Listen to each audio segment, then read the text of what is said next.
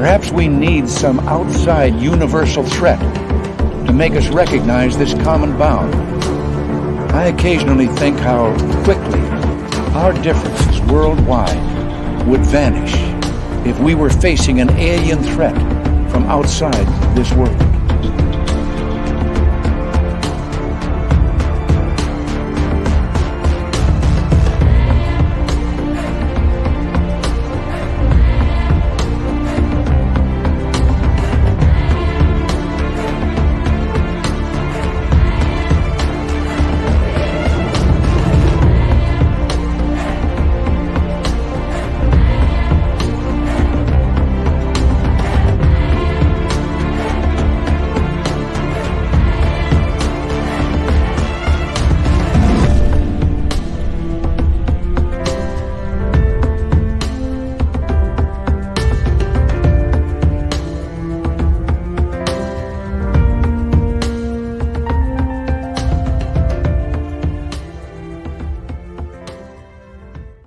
Good evening and welcome to another edition of Spaced Out Radio tonight.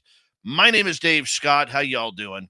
We got a great show. Justin Decker is here, literally from middle of nowhere, talking Bigfoot, Sasquatch, and other weird cryptids that we can find. And I'm going to tell you, the beard, you guys are going to love it. It's a 10 out of 10.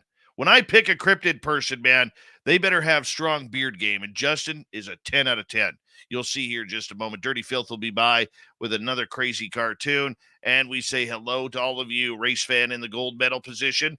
We have Ann B with a silver and Laura Lobbs with a healthy bronze medal tonight.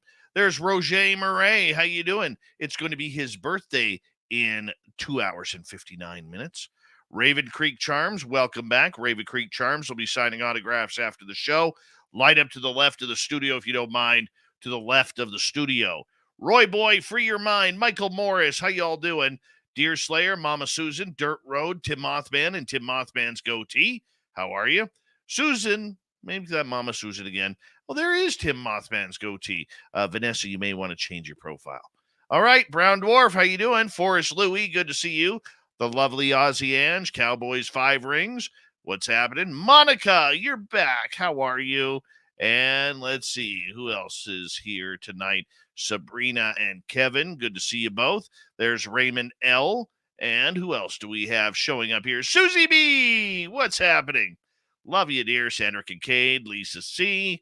And our man Gizmo. How you doing? Scrolling on down, there's our favorite Marine, Black Dragon. Thank you for your service, my man. We very much appreciate all veterans who are in our chat room. You always have a safe room here. Jessica S. Moving on, who else is here? Lee the B, how are you? W. Decker, what's happening, my man? Les Paul Holland, nice to see you. And Lars Janssen, he is wearing Lars Moline's old number 26 for the yellow, black, and red Vancouver Canuck jerseys. He'll be starting on left wing from Stockholm, Sweden tonight. All right, Be the Arrow, good to have you here. And Be the Arrow again. And Be the Arrow again. No, I'm teasing.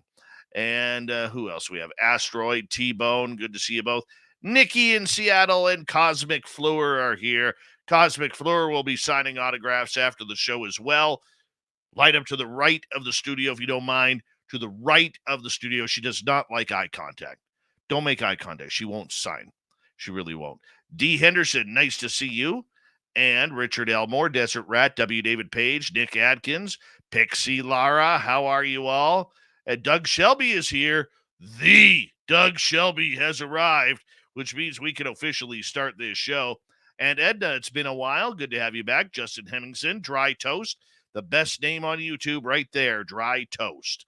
Digger Dog, Sundance Kid, thank you for joining us. Vashti and Paler and Anna, how's it going?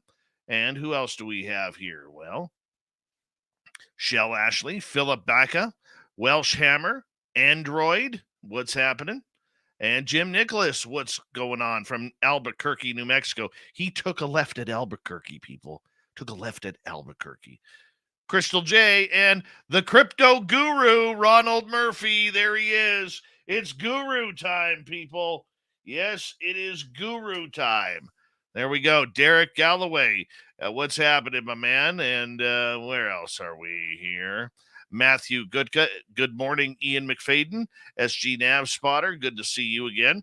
Driftwood, welcome to SOR chat. And who else is Midnight Sasquatchers? Because there's no squatching here. We do not squatch in this area.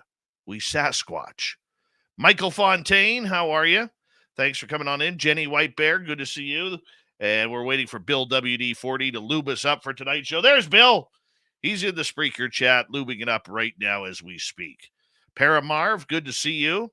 And Chicken Leg 71, welcome to SOR chat. Love the name, by the way.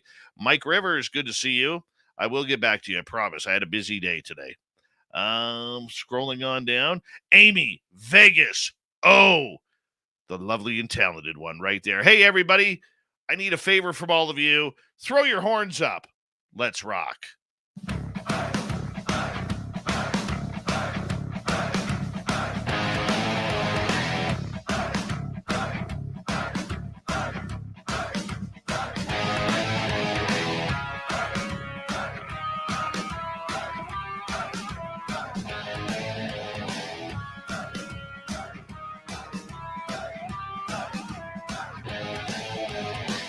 From the mountains of central British Columbia to you listening around the world, this, my friends, is Spaced Out Radio. I am your host, Dave Scott, sitting in the captain's chair of SOR headquarters. We welcome you to tonight's show on our terrestrial affiliates around North America, digitally on Odyssey Radio, TalkStream Live, and KPNL. All of our archives are free. Join us at youtube.com/Spaced Out Radio. Do old Davey the favor, hit that subscribe button. You can follow us on Twitter at Spaced Out Radio, Instagram, Spaced Out Radio Show, and on TikTok at Spaced Out Radio. Our website, spacedoutradio.com. We have a plethora of features for you. Rock out to Bumblefoot, read the news wire, check out our swag as well. Tonight's show is brought to you by Chive Charities. Help make the world 10% happier by visiting Chive Charities today. You can find them on our website. We got a power show of awesomeness tonight. Not only an awesome beard from our guest, Justin Decker, but we're going to get into some Bigfoot with him as well and other cryptids crawling around the grounds around North America. Then in hour number 3, Steve Stockton returns with another weird story from among the missing. Robin McCrae wraps things up with the Cryptid Report. Justin Decker is fast gaining momentum and recognition in the crypto community as his extensive research and vast knowledge of mysterious creatures are both captivating and intriguing fellow researchers throughout the nation. Justin, who now resides in the epicenter of the Great Smoky Mountains National Park, is known for his astute insight into the fascinating field of cryptozoology, and his colleagues say he has a profound, thought-provoking theories and ideas that facilitate riveting cryptid discussions on media platforms such as podcasts and radio shows like this one. He was born and raised in the Amazon jungle in Colombia, instilling within him a lot of animals that could kill you. I'm going to edit that part. Just say a lot of animals that could kill you, but it's Bigfoot that he loves to try and track. Let's bring him on in here. Justin Decker, welcome to Spaced Out Radio for the first time. How are you, my friend? Hey, I'm doing good. Thanks for having me on, man. I really appreciate the opportunity to come and talk with your audience and just kind of hang out. You grow up in Colombia in the northern reaches of the Amazon, where literally everything wants to kill you. First off, How did you survive that? I mean, caimans and alligators and crocodiles and piranha and garfish and sharks, and snakes, about 72 different types of vipers down there. How did you do it, my man? You know, it was just normal everyday life for me, to be honest with you. I was born and raised out there. I spent a lot of time out in the Amazon jungle. My parents were missionaries, and we lived with an indigenous tribe. They were considered a pre-Stone Age tribe. My dad's job with them was to basically learn their language and then figure out how to write it down. They had no written language whatsoever. Their language was unlike any other phenotype down there. And so it was starting from scratch. And some of my earliest and fondest memories of growing up in the jungle and just living jungle life. And you're right, we did have to look out for a lot of stuff, but it was routine. It was normal. You know, you shake your boots out before you put them on, and you check your bed before you crawl in, because you never know what kind of critters are going to be in there. Okay, what's the scariest thing that happened to you? I mean, I got to hear this, man. Oh man. The scariest thing for me personally was when I got lost in the jungle. And lost is kind of an over dramatic term, but for me, it was absolutely terrifying. I was out walking with my brother and a couple of the natives. I still call them Indians because that's how I was raised. And I bent down to do something, and I looked up and I was alone. There was nobody around me. I couldn't hear anything, and I was just petrified. Thankfully, I was crying loud enough that I got the attention of our natives that we were with, and they came back and rescued me and brought me back to the group. But that right there would be the most terrifying moment when I thought I was lost as a young kid in the middle of the Amazon jungle. Now, what would you have had to dodge for predators there? Jaguars? Yep. What else would you have had to have dodged? The only two land animals that we were really concerned about would have been the jaguars and the wild boars. Those were the two biggest things that would actively attack us and hurt us. So those were the two big ones. But like you said, we had to be wary of pretty much anything and everything that moved.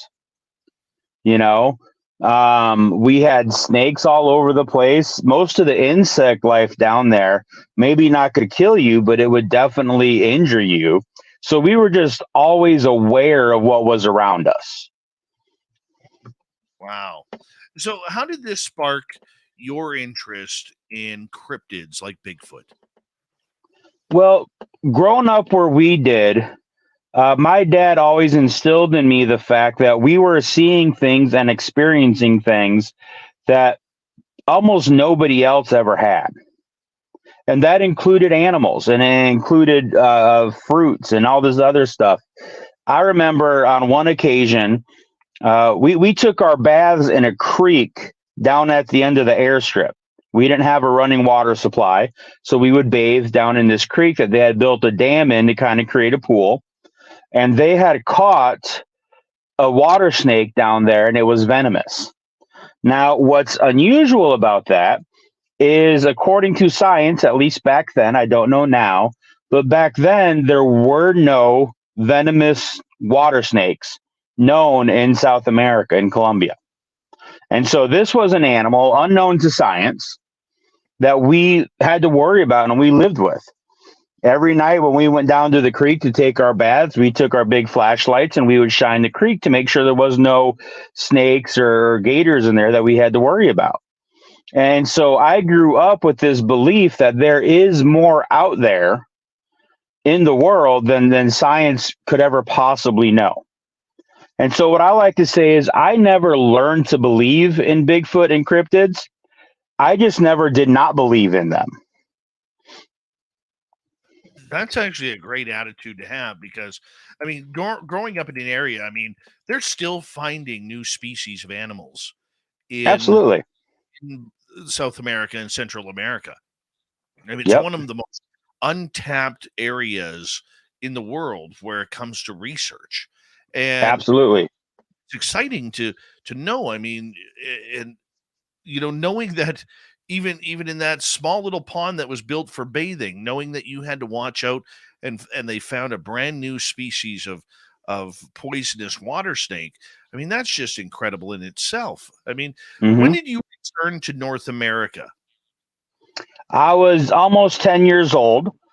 So my birthday's in November, and we returned in June of 1991. So I was about 9.5 years old when we came to the States full time.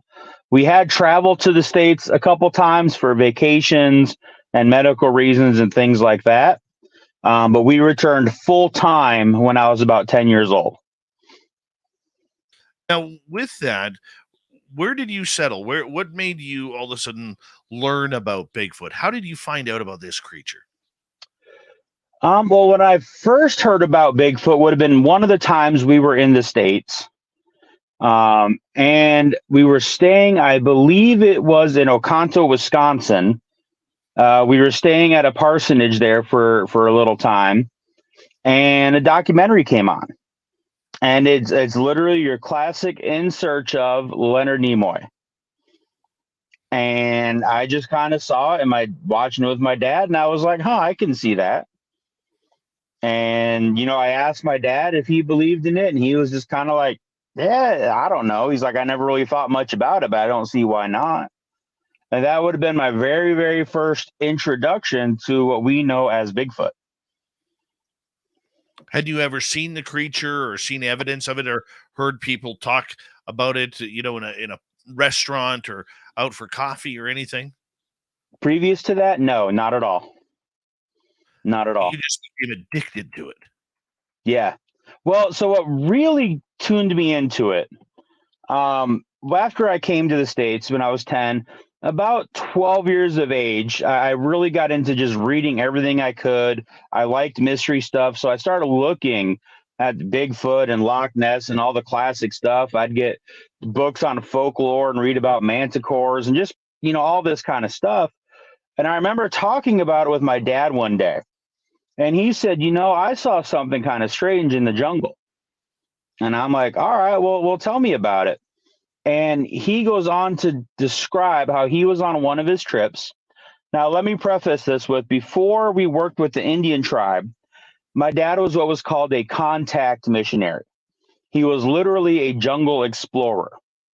His first job down there was to go into the jungle and find undiscovered, uncontacted new tribes of people. Okay. So they would hear rumors of tribes from other tribes, or people would talk about seeing a native that they didn't know who they were dressed differently or looked differently. And they would follow these rumors and try and find these tribes. So on one of these trips, it was him and 3 other men, and they were going by river to get deep into the jungle. They were off of a small caño or a small river off of the San Bernardino River, which is in the Orinoco Basin in the Amazon jungle. And they're traveling by boat. Now, traveling by boat is not like the movies where you're seeing all this wildlife and monkeys and birds flying over and deer coming to take a drink. You're not seeing that because you have an outboard motor, and the motor is scaring away all the animals. So you're lucky to see anything. For hours and hours on end, it's rivers and trees, and that's it. So they had to come around a bend in the river, and up off in the distance, a few hundred yards up in the trees, up in the canopy, they saw 4 large, what at the time they just called monkeys. But my dad said the thing was with these is they were huge. He said they were the size of a child, or like a big chimpanzee is what he likened them to. Wow. And they saw them sitting up in the canopy, and for about 5 seconds or so before they caught the sound of the motor. And then when they caught the sound of the engine, he said they took off lightning fast through the canopy and disappeared. And that was the extent of the sighting. So I started questioning him. I said, did you see tails? He said, no, we didn't notice any tails. There may have been, but I don't recall seeing anything. He said they were muscular, but they were also lean. He said they were kind of like giant spider monkeys. He said how they moved through the trees. They reached and pulled the way spider monkeys do, and they were super fast. But he said they were huge. They were massive, bigger than any other primate that they had ever seen down there. Okay. Now, the thing to realize is that these guys would spend 2 months at a time in the jungle, and they're not carrying a lot of food with them, right? They're hunting in the jungle. They know what to expect. They know the kind of animals that are going to be around, that they train for this. This is what they do. And the largest monkeys we have down there, depending on if you're talking size or weight, would have been like the black howler monkey, a big male black howler monkey. which are massive creatures, or what we call churucos, or is a gray woolly monkey or a Jericho monkey. And there's the other very large monkey, and they're also a prime food source for us. So my dad was very familiar with their size. And he said these things totally outstripped them. There was no comparison in size. So that was what really kind of got me going, like, wow, there's really something kind of to some of this stuff. Okay. And then he talked about what was really interesting, and I kind of tied this in with him, and then we discussed this. When we did move in with the other tribe, where I grew up with and I was raised with, once my dad was able to learn their language a little better, and the other men that he worked with, they heard of a creature that this tribe was familiar with. Now, this is not the same area of the jungle, a totally different area. They described a creature that they called Nimit. Okay. Dad always described it as kind of looking like the old Tasmanian devil cartoon. All right. So we're talking about 5 foot tall, covered in hair, walks on 2 legs with arms that hang down to its knees. Now, that's a pretty familiar description, isn't it? It sure is. It sure is. Well, this creature came out at night, and if it caught any of the natives, any of the Indians away from the safety of the fire in the family unit there, it would catch them and kill them and drain their blood. Oh, pleasant. Yeah, so this creature was their boogeyman, essentially. During the day, it would sleep in hollowed out trees and tree stumps and places where it would find shelter like that in the trees, and come out at night and prowl the woods. Ooh. Now, our natives, they didn't have a religion. They didn't have like folklore and spirit creatures and all this. They didn't have that. Their life was rooted in their life experiences. You know, they didn't have deities. They didn't have anything like that. They had life. They had food. They had family. That's what they focused on, you know? And so to them, this wasn't a legend. This was a real creature, just as real as a jaguar, just as real as anacondas, just as real as the tapirs, just as real as any other animal out there. And I kind of tied the two together. You know, my dad had this sighting of these large unknown apes. And then the Indians also have this legend of a very similar creature. And to me, that really cemented and crazed me about really going after the Bigfoot phenomenon and starting to really study it at a really young age. I'm loving this so far. I am loving this so far. Justin, I mean, the fact that we hear that there are these Sasquatch-like creatures all around the world, from the Yahweh to the Yeti to the abominable snowman in Russia to Sasquatch and Bigfoot in North America, and now to these Yiddish or whatever they're called down mimic or I mean, this is just incredible. I mean, how often are these seen down there, or are they just part of the time? Very rarely. It was one of those very rarely things. Like, you may have heard one of the Indians described his grandfather running into one, or you know, one of those, this guy from this other tribe that's not here right now ran into one during the daytime kind of a thing. But generally it was, if you ran into one and it was nighttime, you didn't come back, you know? So it was just another one of those real creatures you just looked out for, and is a reason why you stayed close to your fire and your family. I can see that. I can see that. I mean, it's the same thing here. What would attract them? Would it be children laughing and screaming? Would it be people wandering away on their own in the darkness? Yeah, the idea was they stayed away from the family culture. So I'm not using the word village, because this tribe was a nomadic hunter and gatherer tribe. They didn't have villages. They would travel from place to place, area to area, following, you know, food sources, following raw materials. If they needed to go make a new batch of spears or a batch of blowguns, they would travel to the area of jungle that had the materials they needed it. that kind of a thing. So they were very nomadic. If they did build a structure, it was basically what we would call a pavilion, upright poles and a roof.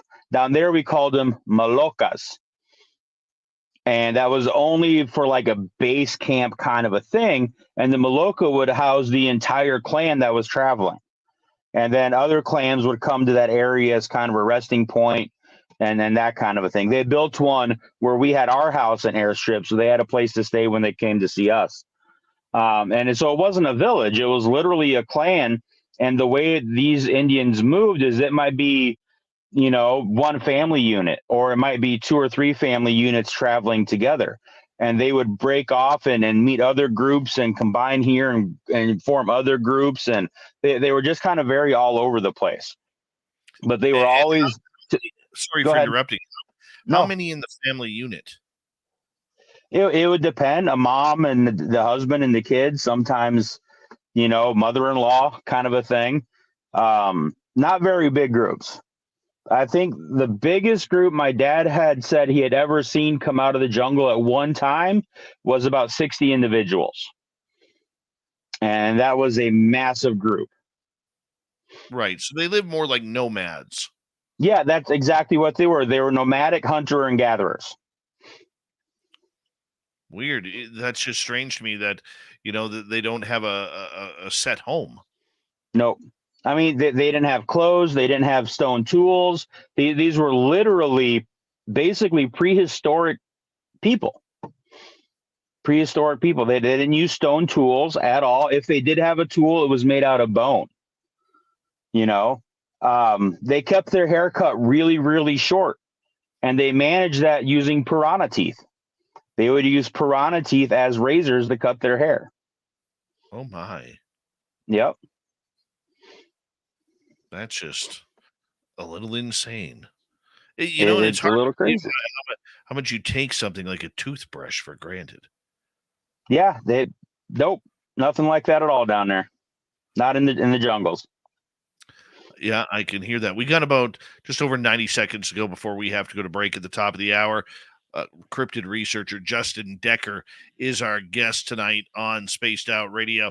Justin, as you were, kind of going through this and living this amazing young life, learning about these stories, when you got back to North America as an adult and now you start getting into the cryptid world, what attracted you to it? We got 90 seconds. Just the idea of mystery, and the search for knowledge. I've always been somebody that wanted to know the truth about things. And because there was such controversy about Bigfoot and cryptids, it just drove me to try and learn more and more on the subject. I got all the books I could read. When I got online, discovered the internet, I went on to as many online forums as I could find and just read report after report after report, trying to learn as much as I could about this subject. When you were studying this, you obviously know that there is a big, argument within the cryptid community about whether or not these creatures are some sort of tulpa, where they have interdimensional abilities and psychic abilities compared to being just flesh and blood. What's your thoughts on that? When I first started, it was back in the day where we only talked about the flesh and blood. The only reports I had were flesh and blood reports, and that's all you read about. But nowadays that's changed. The data has changed, and I have grown and changed my theories on everything with the data that's presented to me. Well, when we get back from the break, my friend, I want to get into some of your stories, some of your encounters, what you have covered in this field, because in the end, a good researcher always has some fantastic stories on Sasquatch, Bigfoot, and other weird, strange cryptids that are going on. And we're proud to have our guest tonight, Justin Decker, hanging on out with us, talking about mysteries of the forest. Are there big, hairy, wild beasts out there? Are you willing to find out? Spaced Out Radio continues after this. Dude, that's a solid first half hour, man. Solid. Yeah, absolutely. Absolutely. I can talk jungle stuff all day. That was so intriguing to me, man. So intriguing. Yeah, and the funny thing is, man, is that it was normal life to me. Everybody was always like, wow, that must have been amazing. And I go, well, where did you grow up? What was your normal life like? You know, it was just, that's what life was. I didn't I think know. of it as amazing or special or unique. It was just life. I know this may sound like an odd question, but did you run around the jungle with shoes on, or did you follow the native ways and run without? So, in the jungle, I had one rule when it came to my clothing, and that was I had to wear my snake boots. Had to wear my boots. Now, when I wasn't deep in the jungle, I was barefoot 90% of the time. Um, I've got pictures on me, and always invite people to go to my Facebook page, check it out. I have a couple different albums of the jungle and me growing up as a kid down there. And there's a picture of me in my jungle clothing, which was what the Indians wore.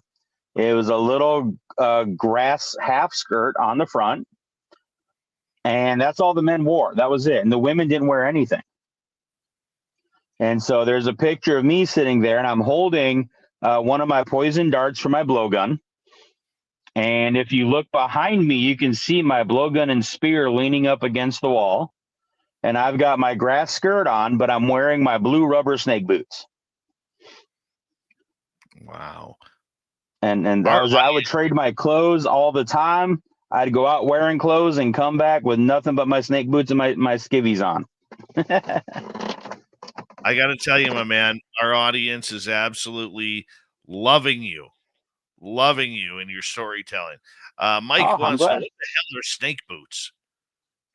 Well, for us, it was just rubber boots, like we wear out, like rain boots. You know, it was just enough to protect the lower half of your legs if you stepped on a snake to keep them from tagging you. Did you have anacondas there?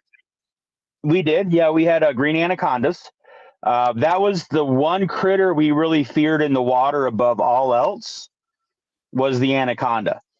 The very first house I remember living in down there, and it's weird because I was still crawling age, but I still remember this house, was on stilts in the middle of the lake.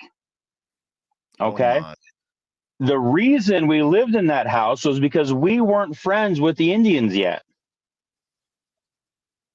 And when I was living out there with my mom and dad, it was out in the lake because the Indians didn't swim, because they were afraid of the anacondas, and they came in the water, and they couldn't shoot their blowguns or throw their spears that far out.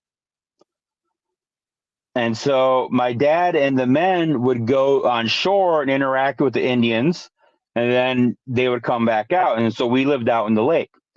And the only animal that we were concerned with was the anaconda. They were considered a shoot on sight animal. The only one that we had that was shoot on sight. Because an anaconda would easily take out a little guy like me with no problem. No problem. In my photo album, we have a picture of one laying on our floating dock. And Dad said it was a small one at 17 foot. Ooh. Yep. Yep. And it's funny because I hear all these stories of anacondas only growing up to 30 some foot, 33 feet, I think. Maybe 36 foot is the maximum length of a green anaconda. Yeah. And when I told my dad this years back, he just kind of looked at me and said, yeah, that's not true. He just like, no. He's like, that's a big one. He's like, but they get bigger than that. Nightmare. Absolute Yep. nightmare. Just give me a second here. I want to say a big thank you to W. Decker, Gizmo, Mike, Louie, Simon, and MM3 for the amazing super chats tonight. Very much appreciate the love and support. Everyone, it's a great way to support what we do. Hi, Jane's Coffee. How you doing? And hey, I want all of you to put May 10th through 12th, 2024 on your calendar. We're getting ready to set up at the Silver Legacy Casino and Resort for the 3rd annual SOR fan party, May 10th through 12th. We're going to have the live show. We're going to have live ghost hunts that you can go on, UFO sky watches, and probably a lot more. And people like Susie B and Tim Mothman, they'll tell you how fun it was last year. And we want to do it all again in Reno this year. So stay tuned. Mama Catherine's going. Mwah, to you, Mama Catherine. We love you, dear. Mm-hmm. I can't wait to see you again. Here we go, everyone.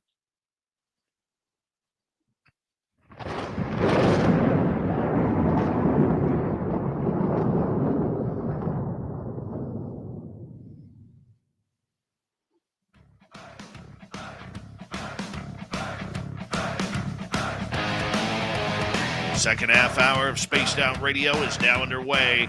Thank you for joining us. We got a great night of cryptids for you on the radio.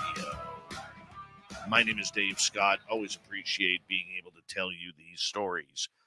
Reminder to all of you that if you miss portions of this show or others, check out our free archives by going to youtube.com/Spaced Out Radio. Do old Davey the favor. Hit that subscribe button. You can follow us on any major podcast network, Spotify, iTunes, iHeartRadio, and Google Play, and everything in between. And our website, spacedoutradio.com. We have a plethora of features for you. Rock out to Bumblefoot, read the Newswire, check out our swag as well. Follow us on Twitter at Spaced Out Radio, Instagram at Spaced Out Radio Show, and you can do a great deed and support us by joining our Space Travelers Club on Patreon. Here we go. Justin Decker, cryptozoologist, hanging on out in the Great Smoky Mountains. Oh, yeah. Looking for Bigfoot, my friend. And we're so glad that you are here. Thank you so much for joining us tonight. My pleasure. Thanks for having me on. I really appreciate it.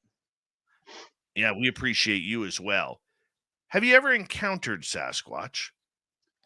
I have not. I cannot say at any point in time definitively that I have experienced anything Bigfoot or Sasquatch related. So why do you do it? Because I want to know.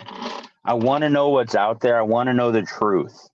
And it's like I tell you, I'm not just a Bigfoot investigator. I'm a 14 investigator.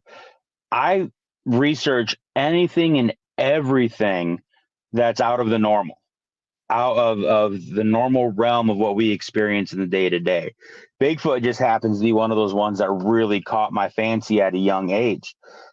Growing up in the Amazon, we moved to the Upper Peninsula of Michigan when I was 10, because that's where my dad's from. And we had 5 acres of land out there, and it was all woods. And so I spent my time just out constantly in the woods. And then we ended up with 80 acres of land up in the middle of the Upper Peninsula of Michigan, where my dad and I built a summer camp.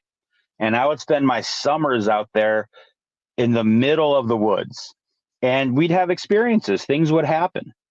And as I got older and I did more and more research, some of those things could be considered possible Bigfoot behaviors. And so it always fascinated me. Was I just 30 seconds away from having an encounter? And even here in the Smoky Mountains where I'm at, people are having encounters all over the place.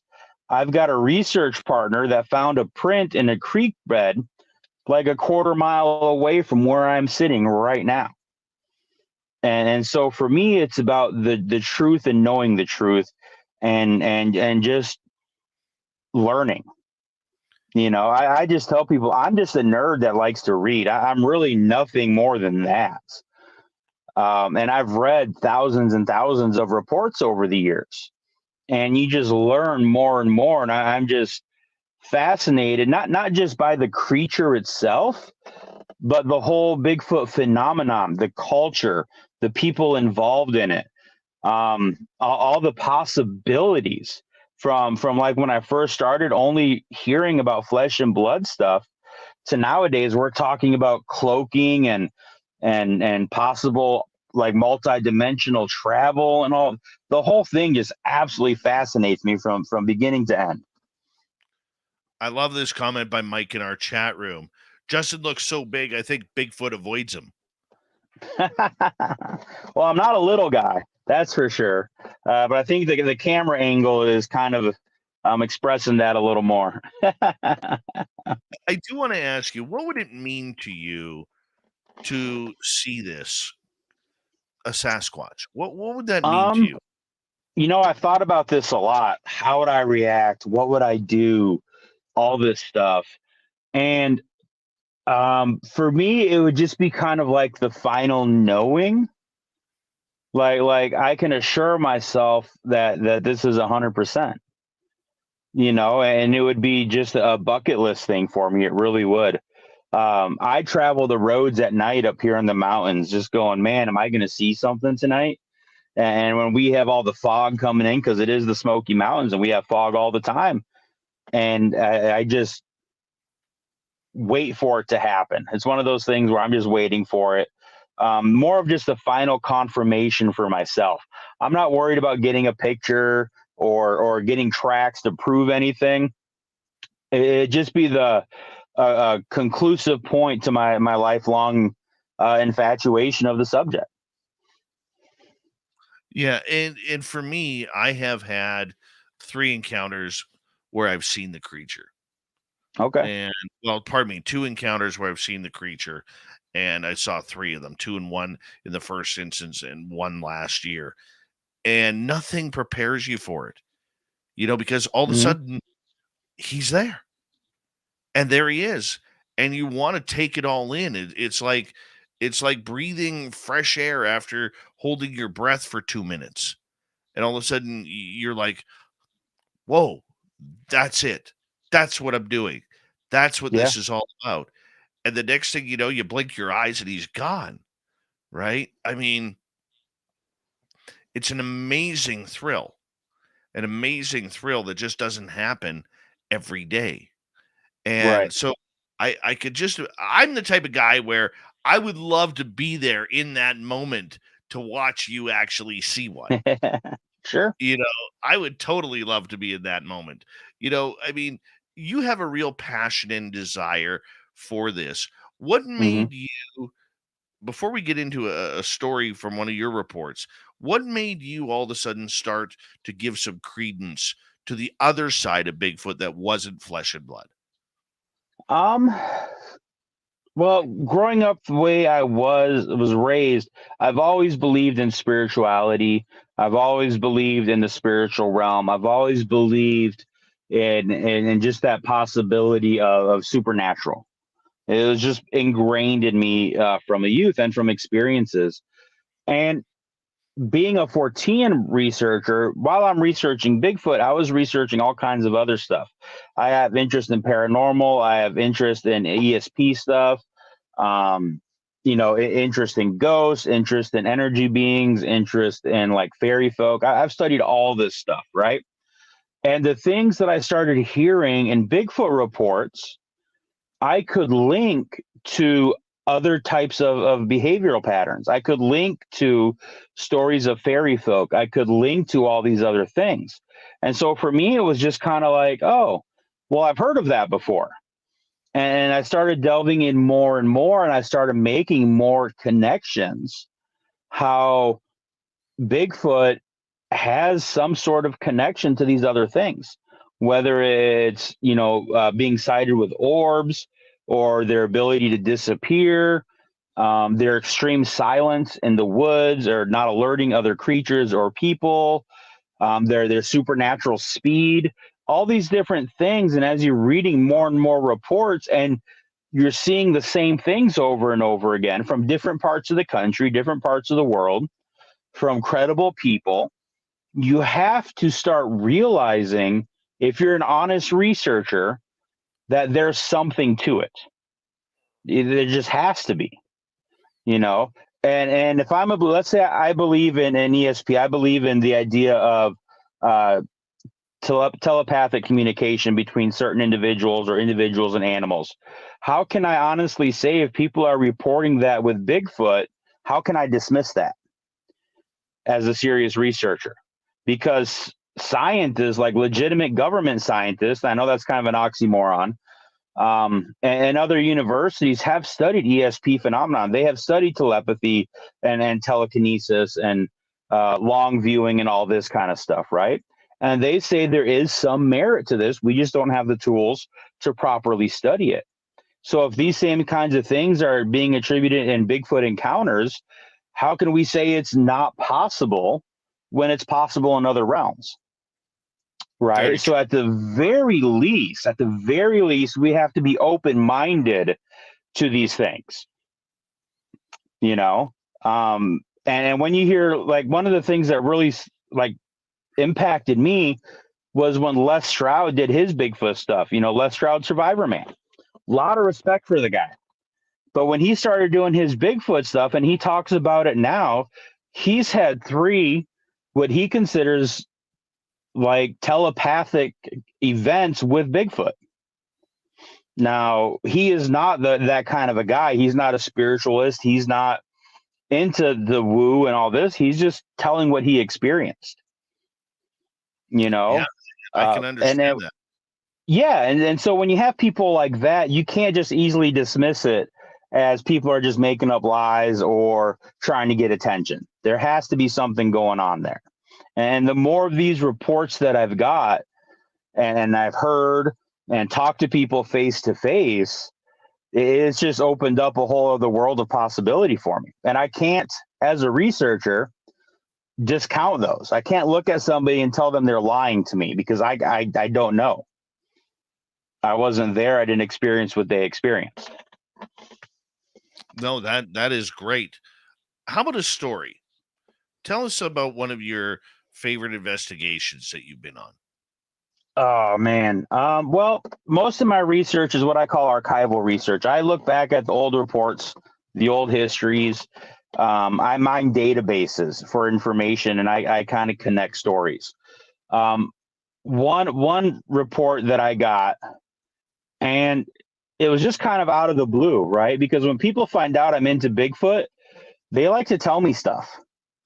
They just like, hey, you know what? Do you really believe in that? Let me tell you about this. And this happened just this past year. I was up at my doctor's office up in Tennessee, middle of nowhere, Tennessee.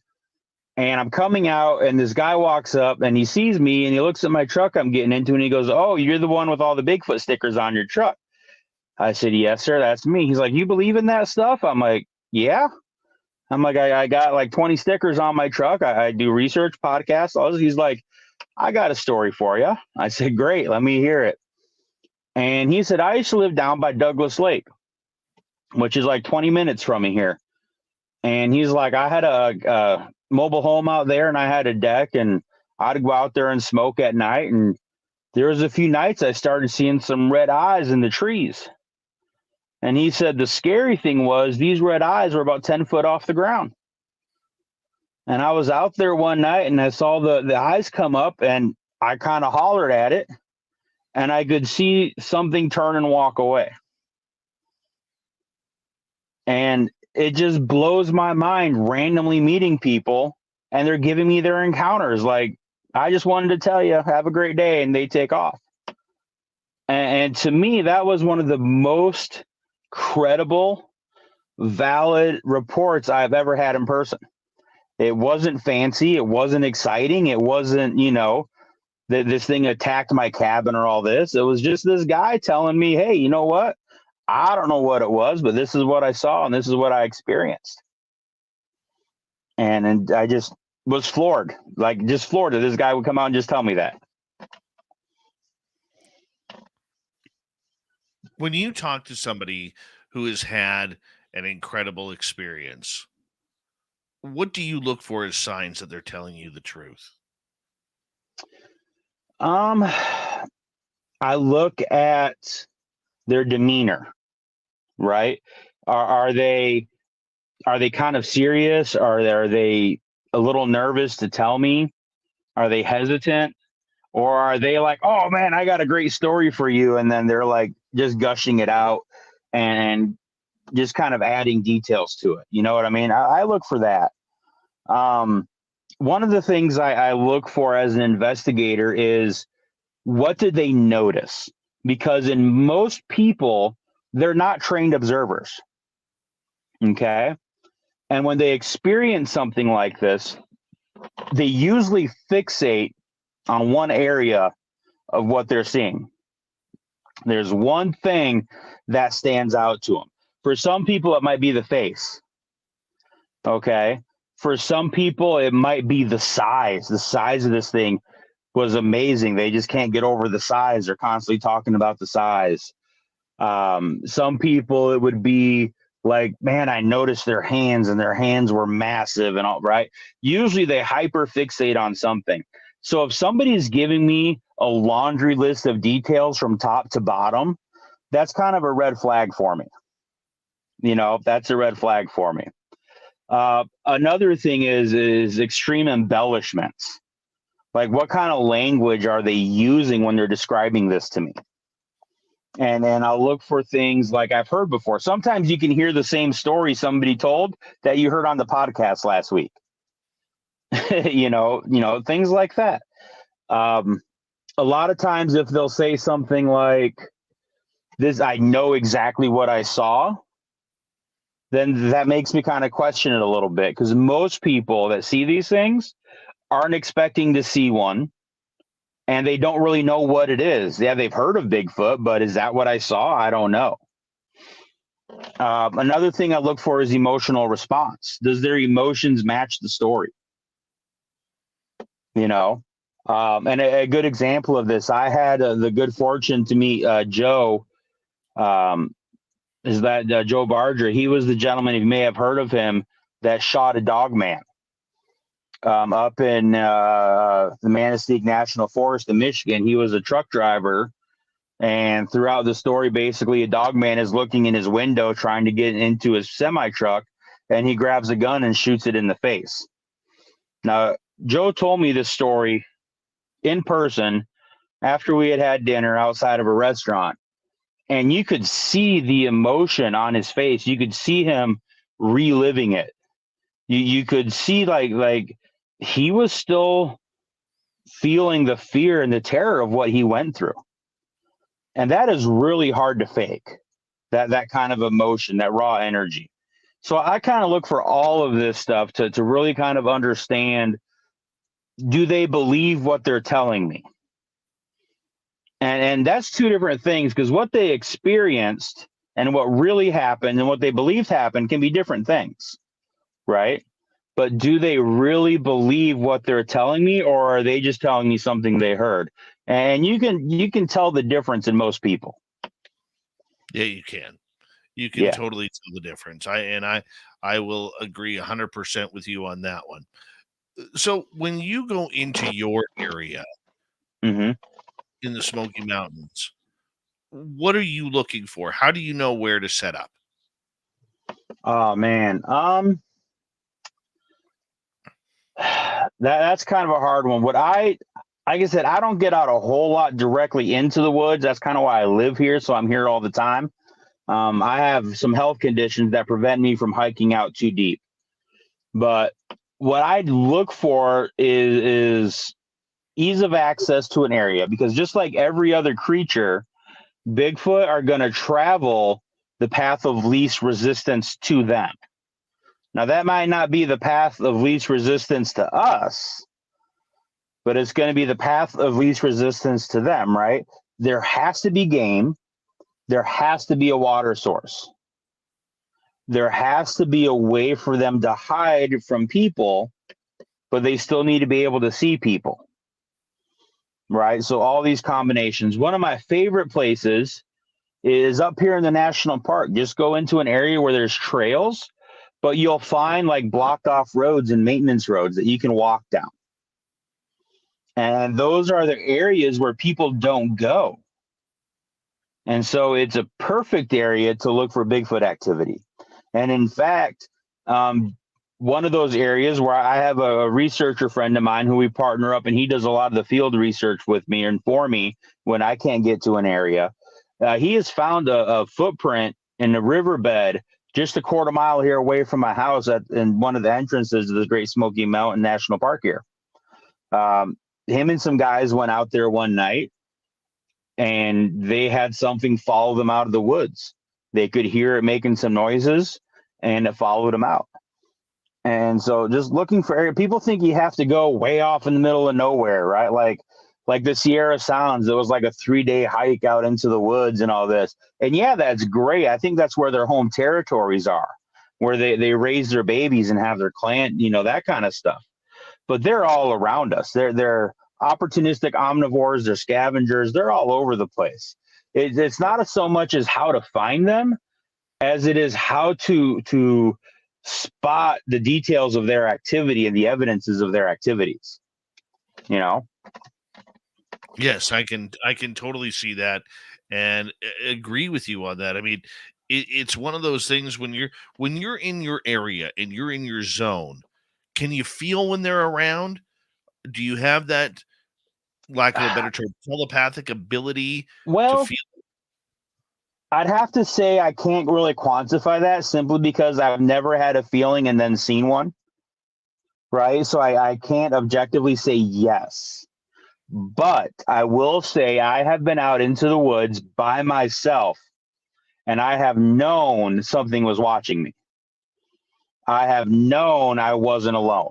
Can I say that was a Bigfoot thing? No, because I did not see or experience one at that time. Right. And I'm not going to come out here and say, oh, that was a Bigfoot watching me, because I don't know. And I will tell you when I don't know something. But I have been out there by myself and have felt that I was being watched and that I was not alone. And it wasn't just like there was a bear or there was deer, because I know what that's like. I've jumped deer. I've come across bear in the woods and cats in the wood and stuff like that. It's a different feeling altogether. It really is. And I have experienced those kinds of feelings before when I do like solo hikes and stuff. Yeah, I know that feeling as well, and it's really trying to trust your intuition. And it's funny because this past weekend, we had friends over, and the lady, her name is Pauline. She's very, very gifted in mediumship, but Okay. she can't figure out how to know if aliens are around or if other things are around. And I said, honey, it's all about the energy. And we walked out, Yeah. her and her husband, Phil, and we walked out to my fire pit. And I was just like, man, there's some serious bear energy around the property today. Didn't see anything. 2 hours later, my neighbor posts a video of about a 350-pound black bear snooping away in her carport. And the guy ended up coming over to my property later on and tearing apart my garbage. But the point that I'm getting at is everything has that energy, Yeah. and I think if you went after that energy, I think you might be able to be a little bit more in tune. Sure. Absolutely. And I think that's something we as a so-called civilized culture have lost, right? Growing up in the jungle where I did, like, you knew when there was animals around. Yeah, You knew it. You just knew. And I'm not going to say I know, oh, well, look, over here's a monkey, over here's a bird, over here's a tapir. Like, I'm not saying that, but you just knew when you weren't alone.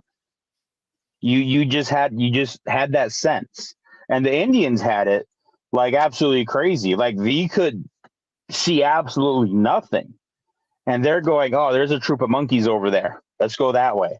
And you might go 2 miles into the woods and there's a troop of monkeys. My older brother, he was like 15, 16 at the time, and he would go hunting with the Indians all day long. And he said that's what they would do. He said they'd come get him and say, hey, we know there's a troop of monkeys over here. Let's go get them. And they'd have a half-a-day hike and go find them. But they knew they were over there. And anybody who has spent an inordinate time in the woods will tell you the same thing. A hunter 100%. can feel when there's a deer coming, walking up close to them. They just get that tingly, and that's just part of it. It's being able to identify what the energies are.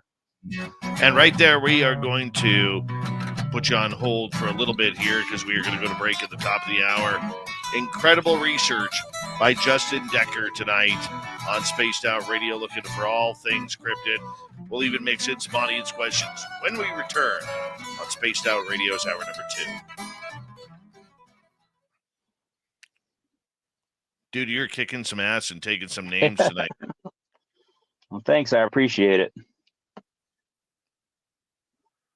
Just like I said, man, just having fun talking is what I do. Love it. Love it, man. Dirty Filth, how you doing, buddy?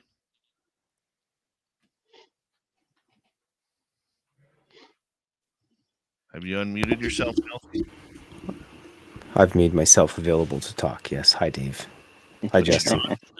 Hello, hello. I'm going to disappear here. All right. Dave's sauntering away. 1 second. Let's adjust this thing.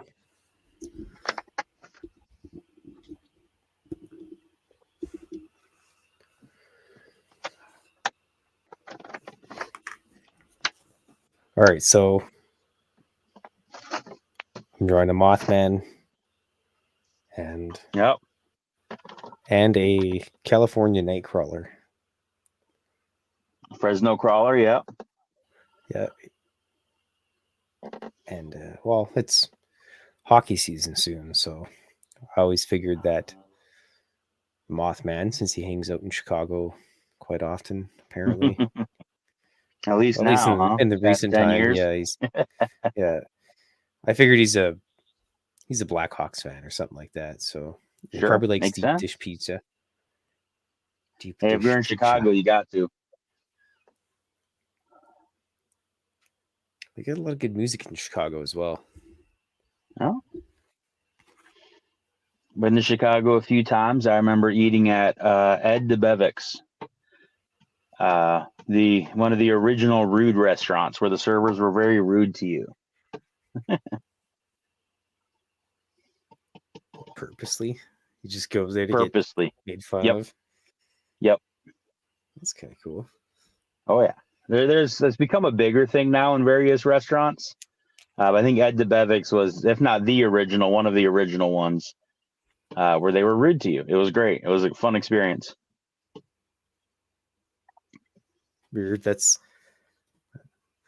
couldn't even imagine being a Canadian going there and they'd be mean to me and I'd be like, "Oh, sorry about that." Like, dude, make fun of you. Boy, it's a hoot. I remember we were there visiting some friends of ours, and we had a foster kid with us. My parents ran a foster home for a few years, and he'd never been to a big city, so he was like staring out the window, just totally awestruck. And the waiter was trying to take his order, and finally the waiter looked at him and said, "Hey, you dummy, talk to me."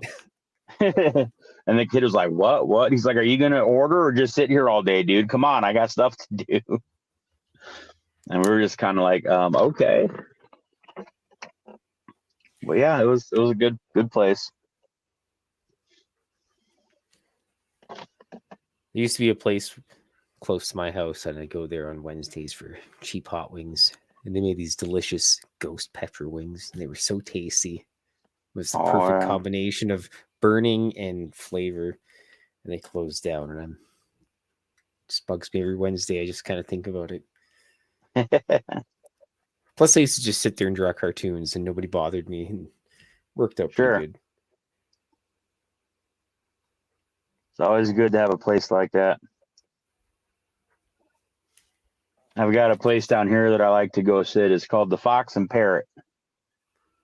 It's basically a British style pub, and you can just go there and hang out.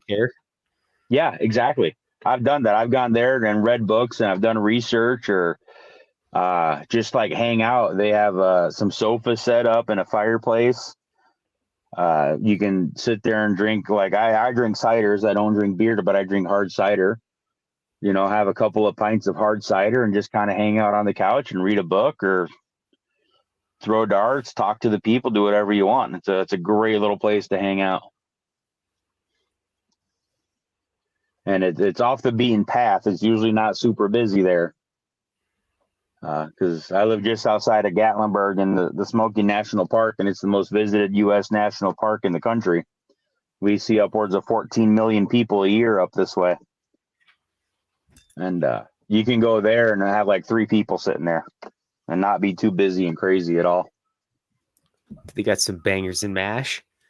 Yeah, bangers and mash. Nice. They got a good shepherd's pie. They got a great fish and chips. They got some bubble and squeak. They got all kinds of good stuff. Rock and roll. My fiance says they got the best Scotch eggs that she's ever had.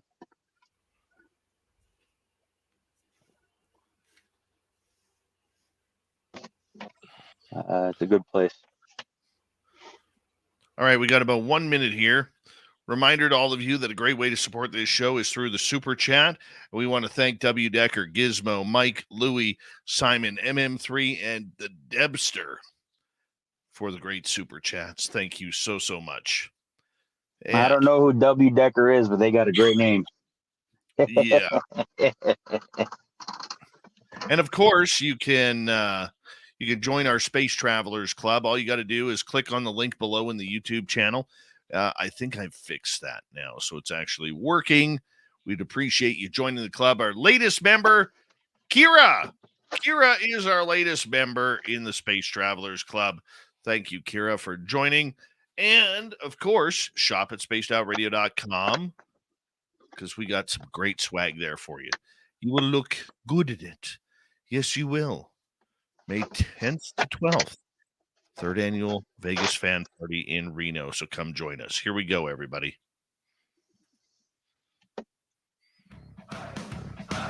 You're listening to Spaced Out Radio with Dave Scott. Follow Dave on Twitter at Spaced Out Radio and on Facebook, Spaced Out Radio Show. Let's kick off hour number 2 of Spaced Out Radio tonight as we are into some serious monster talk with Justin Decker. We'll bring him back momentarily, but we want to say hello to everyone listening in on our terrestrial affiliates around North America, digitally on Odyssey Radio, TalkStream Live, at KPNL. All of our archives are free. Please join us at youtube.com/Spaced Out Radio. Do me the favor, hit that subscribe button. The Desert Clam has set the password for tonight in the SOR Space Travelers Club. Lampiridine. Lampiridine is your password. Use it wisely, Space Travelers, as the Clam sets the password each and every night right here on Spaced Out Radio. Our website, spacedoutradio.com. We have a plethora of features for you. Rock out to Bumblefoot, read the news wire, check out our swag as well. Follow us on Twitter at Spaced Out Radio, Instagram at Spaced Out Radio Show, and join us in the Space Travelers Club on Patreon. Here we go. Hour 2 with Justin Decker tonight. He's a cryptid hunter, a Fortean researcher coming out of the Smoky Mountains. And thank you, Justin, for being here and sharing your stories with us. Hey, absolutely. My pleasure as always. No, well, we're really appreciating it tonight. You go looking for Bigfoot. What is the best evidence you have found so far? For me personally, I really haven't found any solid evidence myself, to be honest with you. I have some health conditions. I have a bad heart, so that really keeps me from getting out there and doing my own thing. But I partner up with several different researchers that I trust, and I get a lot of reports and stuff. So my evidence comes in the form of talking to people and getting their stories, and then they'll send me their photographs and their experiences that they don't generally share with a lot of people. So I get some good pictures, and I get a lot of footprint pictures, a lot of tree structures and stuff like that coming in. Unfortunately, I have not been able to get out a whole lot, especially these past recent years, to do my own digging in. And so I use my experience and just my knowledge from reading the thousands of reports, taking reports from people, and just studying and talking to other researchers to kind of fill in the blanks for a lot of people and help them realize that they're not crazy for experiencing what they're experiencing. I love it. I absolutely love it. And, and I'm sure that you would love to get out there. There's nothing that you would love. You know what we do here, and I don't know if this would interest you, but we don't even go into doing a lot of trail walking. Mm-hmm. We let them come to us. Mm-hmm. And we have an area where they are, I don't want to say prominent because that's the wrong word for it. Okay. But what we do with them is we build well, like right now, if we were out there right now, we'd be sitting around a campfire, laughing, enjoying the Mm-hmm. night, and their curiosity is what draws them in. And every now and again, Absolutely. you feel them around you. And when you feel Absolutely. them around you, that's when we stand up and shine the flashlights and bring out the thermals and the night vision to see what we could capture, if anything. And Mm-hmm. that's how we led to our encounter last year, where we saw the 10-footer about 100 yards away from us. So that might be something you want to try too if you have a hotspot. It is definitely. I have worked with some people on coming up with hotspots. I am working on going on disability, so I won't have to be working a 9 to 5 anymore. Coming up, and that is definitely my plans for the future. Is to find these people that, I mean, you see them all the time, right? Hey, come on out to my property. I'll show you something.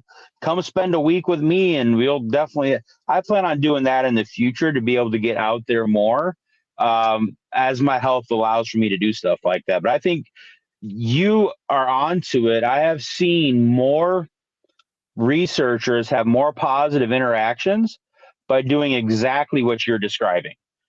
Getting out there, building that curiosity for them to come in, but being aware enough of what's going on around you to know when they come in, to kind of interact or observe what you're doing. That has seemed to be a very successful method of, like you said before, like children laughing or just going about your everyday having fun and being loud, and allows them the comfort of coming in closer and closer, because Yeah. they think that you can't see them or you don't know they're there. My good Well, research partner Lloyd does the exact same thing. When they go out to the woods, they'll go out and they'll go dark and just sit there and maybe have just quiet conversation, and just pay attention to what's going on around them. And they've had some amazing encounters like that. oh, we're not quiet. We have, like, our research area has a wolf pack in it. It has Mm. uh, cougars. It has black bears. It has grizzly bears. It Mm-hmm. has like 1,400 pound bull moose. Like, it has a lot of stuff out there that wants to harm you. And Sure. so we try and stay as loud, not loud, like we're not yelling like, "Hey, how you doing tonight?" We're not doing that Right. crap. But we're talking normal volume, and like we Yep. don't. Then when things start to happen, okay, we look for the signals. Okay, Yep. whether it's all of a sudden everything goes quiet. Well, if everything goes quiet, let's pay attention a little bit more, right? Mm-hmm. If sometimes all it takes is a little snap of a stick that makes you look, and that's where we have had success. And look, I have been able to learn from a lot of cool people, from Super Duke, from World Bigfoot Radio, to Nate Rudd, and many others over the years, Mm-hmm. Butch Witkowski, David Weatherly, and many others. And you don't have to be that Todd Standing type where you're wearing a No. ghillie suit, hiding out in the forest, trying to hide your scent so the animals can't smell you. You don't have to do Right. that. All you have to do I is create something for them to be Sure. interested in. I think that's actually more counterproductive than anything else when you're using that kind of method, right? Because I believe no matter how stealthy we're trying to be, if we're out there in their territory and we're actively pursuing them, they're going to know we're there. Agreed. Right. I really think so. Now, the caveat, I mean, how many hunters are out there hunting deer and accidentally have a Bigfoot sighting? I think a lot of those kinds of sightings are accidental sightings. Right. Yeah, they're sitting there, they're quiet enough, they're actively hunting. And so they kind of take the Bigfoot by surprise. You know what I mean? But I think that's different than if you're actively out there pursuing Bigfoot as your target, as your game. I think they catch on to that pretty quick. I agree with you. Out of the elements that you have, and that you are listening to out of the Great Smoky Mountains and areas as such, Are you getting a lot of dogman reports or feral human reports from those areas that may distract from the Sasquatch encounters? Yes and no. The problem with the feral human reports is description. Because a lot of times when they describe something, they'll describe it as like a wild, hairy person. Well, that could be a Bigfoot creature. That could be a feral human. That could be a lot of different things, right? And so it's really hard to kind of pull a feral human, a true feral human account from a Bigfoot account. There are some that you hear, and you can say, yeah, that's definitely more of a feral human. I've heard a report of, I want to say it was a hiker, and they were going through and they encountered what was like an adult male and then an older male that was gray haired, but it was described as a caveman looking person who had body hair but not covered in hair. It was definitely people. It wasn't a Bigfoot or anything like that. So they are few and far between, but those reports are coming through. And as far as Dogman reports, there's still a lot of hesitancy in the area for people to be willing to come forward with those kind of reports. Most of the time you're hearing them on your podcast or in different Dogman groups where you can track down some of the reports. But I'm finding with a lot of people, they're still very hesitant to discuss anything like Dogman in person. Now, that being said, there's a lot of activity happening in the Appalachia region that people are attributing to Dogman. Various attacks and deaths of unknown creatures attacking people that people are attributing to Dogman. And that's kind of where my research currently is leading me, into investigating these kind of attacks and trying to figure out if it was anything other than what's being reported by the police. What evidence is there? And so that is becoming a bigger thing here in Appalachia as more people are focusing on Dogman and kind of making the shift from Bigfoot to Dogman. I can hear that. I'm still a little baffled, and I'll be blunt with you. Mm-hmm. Still a little baffled about the whole, Dogman all of a sudden exploding in all areas. I mean, it wasn't that long ago where Dogman was just heard in the north central part of the United States. And now there's reports. I know there's reports of Dogman in my own little town here. Yeah. Well, think of it this way. Look how Bigfoot started. Bigfoot started, and people still believe Bigfoot is purely a Pacific Northwest phenomenon. People still believe that. Like people that don't study and aren't on the topic. They think, oh, I thought Bigfoot was only over here. What do you mean he's in Tennessee? What do you mean he's in Kentucky? What do you mean there's Bigfoot in Florida? People just don't know because they're not looking, they're not researching, right? And I think it's kind of the same thing with Dogman. As Bigfoot has become more acceptable, more mainstream, more and more people are comfortable coming out and talking about it. And I think what we're experiencing right now is the same thing with the Dogman phenomenon. People want to go back to the Michigan Dogman, and that's where it kind of all started. But that's the same thing as saying Bigfoot started with the Patterson-Gimlin film. And as we really look at it, that's really not the case. That's just when it first started really hitting mainstream and media and where the attention first started for the phenomenon. You know what I mean? I give a lecture, I don't know if the lecture is the right word, or presentation on why do I believe when I've never had the experience? Why do I believe in Bigfoot if I've never seen one? And I go back to the same checklist of, are there historical accounts? Are there more modern day accounts? Are there physical evidences? Are there multicultural accounts? Like it's not just one culture group reporting this phenomenon. And all those things you can check off for Bigfoot. And all those things you can also check off for Dogman. If you really start studying the subject, the idea of dogmen with different names and somewhat different attributes culturally have been around for thousands of years. just with different names and a little bit different settings. But the idea and the phenomenon has been around for a very long time. It's just now, in the past few decades, become allowable to talk about it, and it's even now becoming more acceptable to talk about it. Just like we've seen with Bigfoot, the exact same kind of phenomenon is happening with the Dogman creatures. All right, let's get to a couple questions from our audience here. Let us start off with Ian over in the UK. Have you ever had rocks thrown at you?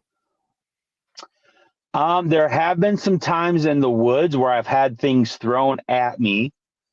At the time, I just kind of chalked it up to like squirrels dropping acorns and different things like that. I was not looking for Bigfoot at the time, but I've definitely had things like thrown at me in the woods. I've only had one rock thrown at me, and that was trippy enough. Yep. Trippy enough. This stuff goes back to when, as I learned more about Bigfoot activity and their tendencies, I look back on my experiences in the woods and go, I wonder if that was something, because I've experienced this. But I could never say that was a Bigfoot doing it, because I did not see a Bigfoot at that time and saw them throwing anything at me. I'm very careful and clear when I have discussions and I talk to people on what I know is fact and what I've experienced and what I believe, and they're all different things.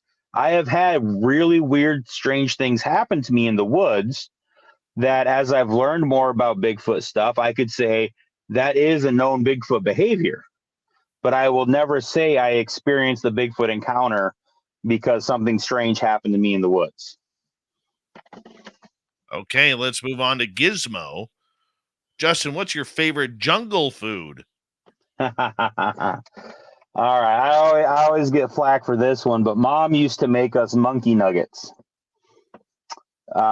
She would take the monkey and cook it down and pressure cook it, and then bread it and fry it just like chicken nuggets, but it was monkey nuggets. And so that was one of my favorite, most requested foods when I was out in the jungle. Another one that I remember very clearly was what we referred to as smoked danta. Now, what it was taper. They would take the taper and cut it into strips and make jerky out of it. And I remember that just being absolutely wonderful, smoky, almost like a really heavy beef. And those were my two most favoriteest foods that I would just scarf up whenever I had it. Love it. Love it. Let's go to Justin. Justin, do you think their as in Bigfoot's hair can absorb light, cloaking themselves naturally? I think that is one possibility. The problem with that is polar bears have hair that is non-colorful and can absorb the light like that, and they're not observed cloaking. So looking at natural phenomena with hairs that are very similar, I don't necessarily think that's the mechanism that they use, but I'm not going to cross it off the list of possibilities. I have a different theory on that, and I just don't think it has to do with the specifics of their hair. What's your theory?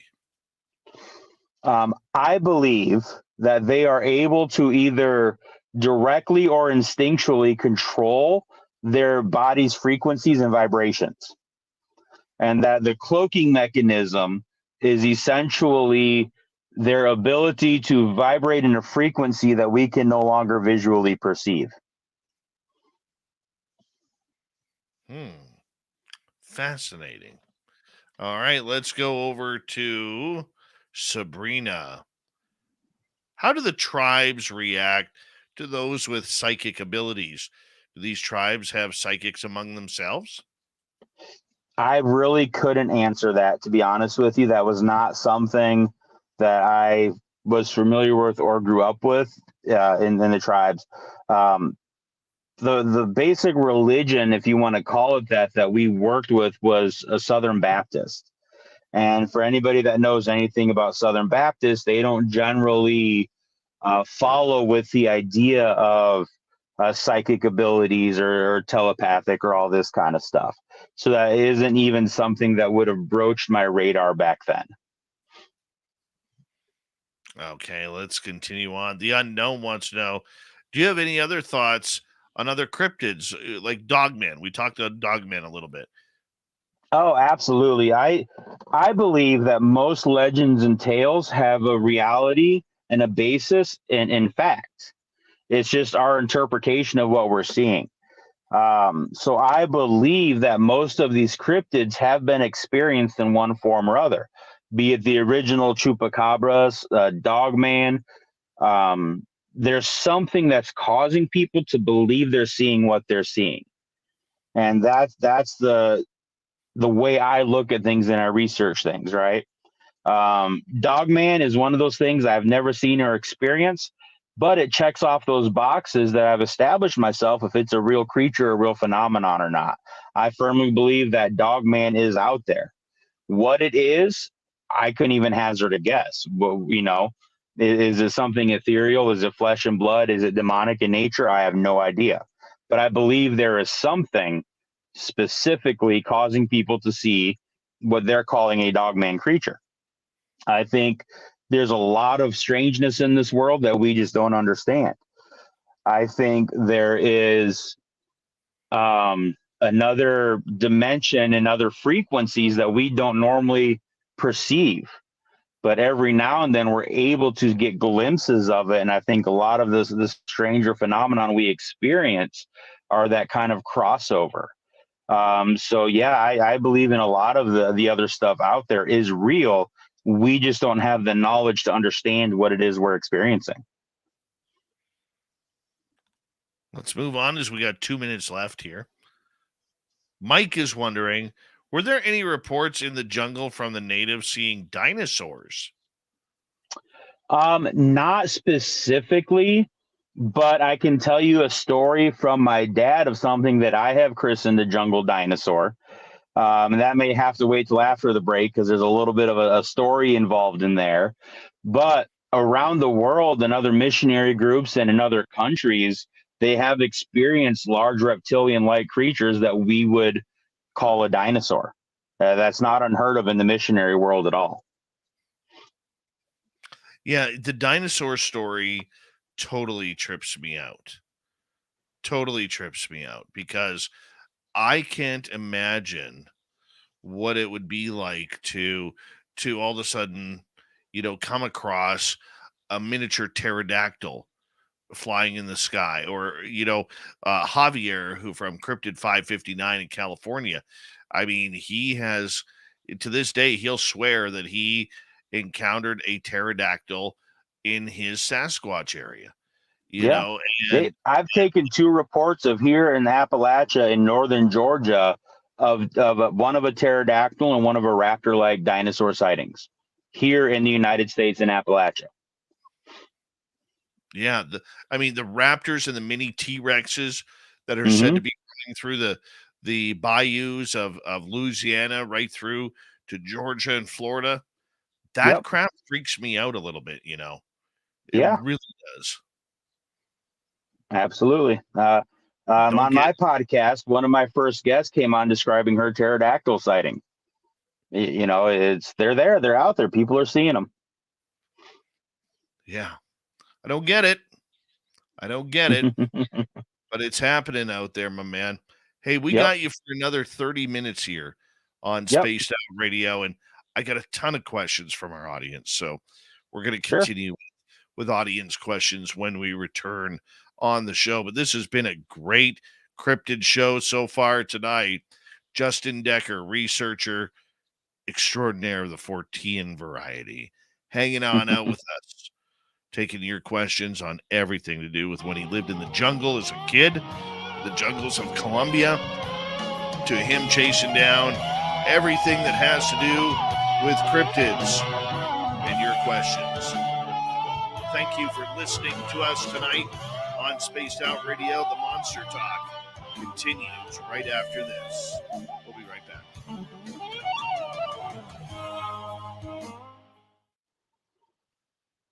Yeah, this has been awesome, man. Oh, it's been fun. I'm going to hate it in the morning, but that'll be all right then. Well, let's see what Dirty Filth here finished off for us tonight. Oh, yeah, get ready for hockey season. Yep, that's what he was saying. Just about that time, Dave. I'll be at the rink tomorrow. My boy starts. No more fist fights for you, Dave. I know, Dirty Filth. I know. Let's It's see sad when that happens. Hey, someone wants to hear the dinosaur story during the break. No, we're saving that for when we get back. You know we don't do that. Don't do show. This is our relax time here. Yeah. Dinosaur stories are great. Have you heard of the Mokele Mbembe? Oh, of course. Yeah, that's insane, that kind of stuff. Yep. It's wild to think about, but I mean, I'm not an evolutionist. I'm a creationist. And so the idea of dinosaurs still being around in certain parts of the world is just natural to me. Just growing up in the jungle, I can see, there could easily be a population of something living here and we would never know. You know? Especially like something like the Congo. Yeah. You don't just willy-nilly prance into that place. Well, people don't understand the vastness of what the jungles are really like. We have no comprehension of it. You know, like where we were at, my dad said was about like a 4-hour helicopter ride out to where we lived from the nearest town where we could fly in from, right? But it was also like a 3-week hike if you were trying to hike it by foot, because of the density of the jungle and the terrain and everything you'd have to cross to get there. Right. People just have no, and the trees aren't like trees around here. We're talking 200-300 foot trees, easy. And the canopy underneath that can hide anything, you know? I'm from Canada and I live in the flatlands, and I went a trip to Costa Rica, and it was absolutely mind-boggling to see how thick the jungles were in such a small bit of land, how much jungle there was and how dense it was. Yeah, it's definitely not like the movies, is it? Oh, no. And Jurassic Park bugs me because San Jose, Costa Rica is not oceanside. Right. Anyways. Oh, yeah. You know, Dad tells stories of them like trying to hack trails through the jungle, and they would spend all day with their machetes, 3 or 4 guys hacking through, and turn around and look at where they started from that morning. You know, like just absolutely intense how deep it is. Well, heat and the bugs, it's oppressive stuff. Yeah. And it's funny because now I don't like humidity. I don't like heat at all. Can't stand it. Drives me nuts. But again, growing up with it's normal. You don't understand what it is. You know what I mean? It's like growing up in Alaska and you're experiencing the cold, but to you, that's just normal. There's nothing unusual about it, you know? Mm-hmm. Yeah, that's why just being Canadian, Costa Rica, that was so weird. But I had a good time. Mind-boggling. I could never live there. I'd die in like 3 days for sure. I want to go back. Hold on right there, guys. I want to say a big thank you tonight to our super chatters. And let's say thank you to W. Decker, Gizmo, Mike Bothwell, Forrest Louis, Simon in Australia, MM3, the Debster, Stacy D, Cowboys 5 Rings, CS, and Monica. Very much appreciate the love and support. Also, if you want to support us, join the Space Travelers Club, and you can get the link in the show description below. And of course, shop at spacedoutradio.com. We got great swag. We don't have ugly swag, people. We do not have ugly swag. Okay, so get some. And I want you to put May 10th through 12th, 2024 on your calendar. I want to meet you in Reno for the 3rd annual fan party. Here we go.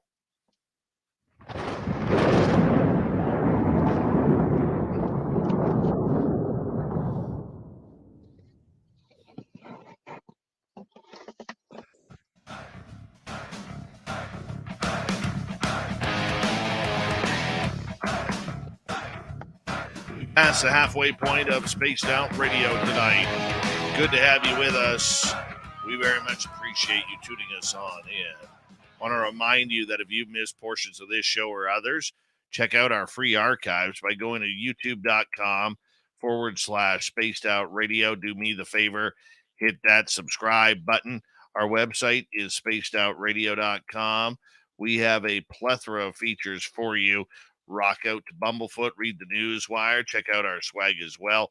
Follow us on Twitter at Spaced Out Radio, Instagram at Spaced Out Radio Show, and join the Space Travelers Club on Patreon. Final time tonight, we got a great guest, Justin Decker, who is with us, a 14 researcher. We've been talking about cryptids and monsters all night long, from the jungles of Colombia, where he grew up, to the United States right now. And Justin, thank you for being here. And you were going to warm us up for this half hour with this incredible dinosaur story that your father encountered. Yeah, absolutely. So this happened in a jungle town on the Venezuelan border, still in Colombia, called Puerto Inidida.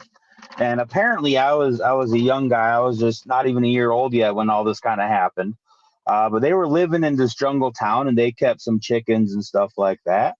And at one point, this critter kept coming out of the jungle and attacking and eating chickens. And Dad tells me this story just as an offhand story, like he used to tell me as a kid. And he just called it a big iguana. This big iguana would come out of the jungle and attack and kill our chickens. And then he said one day he picked up this heavy iron bar that was laying around, some kind of construction bar, and then threw it like a spear at this big iguana, hit it in the head. And he said the iguana just kind of shook its head and looked at my dad, and then went and grabbed the chicken and ran back off into the jungle. Now, my dad is a very down-to-earth kind of guy. So for him, he was just telling me another jungle story. So I started asking Dad about this iguana, because I'm going, that must be one heck of an iguana that's going to come out and attack and kill a chicken and run off into the jungle and eat it. He's like, well, he said it stood about 2 feet off the ground at the head. And he said it was probably about like 6 to 8 foot long. And I'm going, Dad, that's not a standard green iguana. That's a little big, you know. But that's what he described it as this big giant iguana that would come out and attack and kill chickens, which again is not iguana behavior, but it was a giant reptilian lizard creature that was coming out and then showing predatory behaviors like that. And to him, it was just another jungle story. But to me, I'm going, well, I mean, that sounds like a scaled down dinosaur to me, or some kind of giant land monitor, some kind of creature, again, that's not supposed to be there, because they're not supposed to have lizards like that. We're not supposed to have anything like a Komodo dragon, right? Or the big monitor lizards of Australia. They just don't have those down there. And so for me, that's like a modern dinosaur story. There's this giant critter coming out and attacking the chickens. That is awesome. I appreciate you sharing that. Let's go over to some more audience questions here. And let's get to Derek, who is asking, have you ever seen any of those mysterious stairs when you were in the jungle? I have not, but I know what you're talking about. My good friend Lloyd, I mentioned him earlier. He has 30 years search and rescue experience, and he has encountered the stairs in the woods. I asked him about them one time because you hear the stories. Then you hear the fact that they're just an urban legend, right? Some internet story. But he said, no, there was one time during his training, they encountered a set of stairs, and his supervisors told him, don't go near him, don't go up them, pretend you never saw him. Yeah, I would never go up them. Nope, not at all. I would never do it. Not old Davy. Let's go to Ian in the UK. Is there any truth that trees kill more people in the jungle? I've never heard that myself. I can't pinpoint anybody that was specifically killed by a tree, so I'd have to have a little more clarification of what you're talking about. Are you talking about like trees falling on people, or like man-eating trees, or what are you kind of referring to there? Well, trees do kill more people than animals, at least here in North America, because a tree falls, you cut down a tree and it falls the wrong way, or it splits. That's where it gets dangerous. Sure. Mike would like to know, what's the most exotic food you ate while you were living in the jungle? Oh, well, maybe we can get more exotic than monkeys and tapirs. I mean, the general rule was if it was an animal and it moved, we could eat it. We had capybara. We called them chuiti. We would eat the macaw parrots, the big red parrots that you guys see in the zoos and stuff. We used to eat those. The one thing that really freaks people out for some reason, and I don't understand it, is at my school base. My school base was in the Andes Mountains. And it was a boarding school. So while the parents were out in the jungle doing their thing, we could still get our education. In the spring, there was a certain type of ant that would grow wings and mate on certain spring nights, especially if there was a light misty rain falling. Us kids would go out and collect as many of these ants that we could. And then we would fry them in a skillet with a little bit of butter and eat them, and they tasted just like popcorn. And it was a huge treat for us every spring when we could go out and get our popcorn ants. Boy, that's one healthy diet right there. I'm not saying a thing. I'm not saying a thing. It was a huge treat for us. Guy in Calgary is asking, missing hunters across North America is interesting and scary because they are heavily armed. Aliens or cryptids taking these guys? Well, why would we subject it to just those two possibilities? Would be my question. I think there could be multiple answers to that one problem, just because of the different reports I've heard and gathered over the years. Cryptid could definitely be accounting for a good portion of them, whether it's Dogman or Bigfoot. I also believe that there's other things happening that are making people disappear. I have heard stories from very reliable friends of mine where they have encountered things like time shifts in the woods, or lost time, or even where they've stepped into almost an alternate reality while in the woods. And so I think the missing hunter phenomenon has multiple causes to why these people are disappearing. And what are those causes?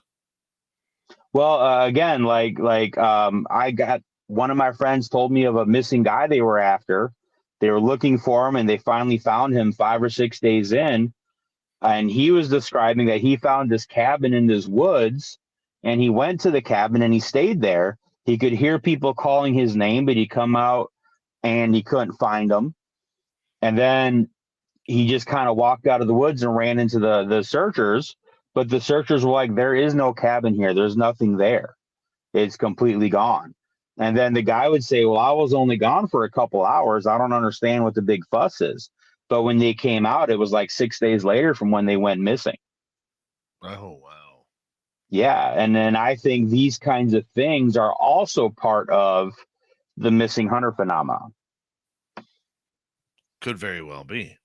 Yeah. Could very well be. All right, let's continue. Brown Dwarf wants to know, have you ever experienced UFOs or orbs in the jungle or the woods?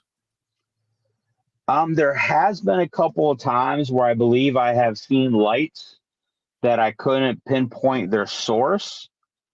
I wouldn't necessarily call it an orb because I couldn't identify like an orb floating through the woods kind of a thing. And I've definitely never experienced anything I would classify as a UFO. All right, let's continue on. Let's go to W. David Page. Have you ever seen David Polite's Bigfoot class? I have seen a couple of the 101s. I'm very familiar with David. I've met him a couple times. I followed his Can-Am project for a while. Very familiar with him, and I've seen a couple of his Bigfoot 101 class videos on YouTube. All right, let's move on here. Let's go to Paramarv. There have been stories of a like deep underground military base under the Smoky Mountain Park, and there have been sightings of strange creatures there too. Have you heard any reports like this? I have not taken any specifically regarding anything like that. No. Would you say there's some logic to it? Absolutely. I'm a firm believer in the dumb theory, and I think national parks are some of those areas that would be absolutely perfect for a dumb setup. And I've heard from other areas seeing airplanes flying into the mountains and then just disappearing into the side, things like that. But I've never heard of anything specifically here in the Smokies. MM3 is asking, Justin, is there any stories or theories revolving around Bigfoot possibly being human beings, great ancestors, or elders? Oh yeah, absolutely. There's a lot of different theories of where Bigfoot comes from, whether it being the other arc of human evolution. You know, we split off millions of years ago. Modern humans went one way, Bigfoot another way. The idea of them just being another tribe of people that are out there. I think the missing link kind of theory has been completely just kind of tossed aside nowadays. It's either you believe it's just another great ape like a gorilla or a chimp, just a little more advanced, or people believe it's a branch of human that's just gone a different way in evolution than what we have. There's a lot of people that work off of those theories. All right, let's move on here. Let's go over to Super Duke from World Bigfoot Radio. This guy literally wears a cape when he goes into the forest. Do you have any Mapinguari reports or sightings in the in South America when you were there? I no, not anything like that. Mapinguari is mostly based out of the Brazil thing. Whether what my Indians reported and the Mapinguari were the same thing could be a possibility. That is just not a word or a term they would have used in my section of the jungle at all. A lot of people do believe the Mapinguari is just their word for another Bigfoot type creature. So it's very possible it is exactly the same creature, just different nomenclature for it. Makes a lot of sense. All right. Final question from our audience from Neil. Does voodoo open a door for entities to come out of our dimension, in your opinion, namely cryptids? Wow, that's one heck of a question. My limited understanding of the voodoo religion as it specifically has to do with the demonic realm.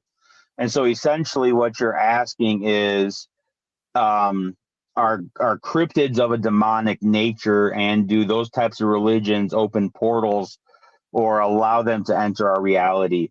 And I'd have to say, yes, I think so. I believe there are entities that we perceive as different cryptids, specifically like in a case of a dogman. I believe there are spiritual entities that take the form of what we would call a dogman or a werewolf. Now, that doesn't mean I don't believe there's flesh and blood creatures out there, because I firmly do. but I believe there are spiritual entities that will mimic these creatures for whatever reasons that they're choosing for, whether it be voodoo or any other type of so-called satanic or other demonic worshiping, demonic delving religion. I firmly believe they are able to create some sort of connection to that demonic spiritual world, and those entities will manifest in our reality. Dogman in the UK wants to know, do you have any photo evidence or videos of cryptids? I do have some pictures that have been sent to me, and I have been shown videos and pictures that I don't have possession of that I firmly believe do show cryptids. I have seen a video with a portal on the property opening up, and by portal, it was a bright light, and I could see creatures moving in and out of it. And there was also like a creature up on the porch. I have seen a video of that.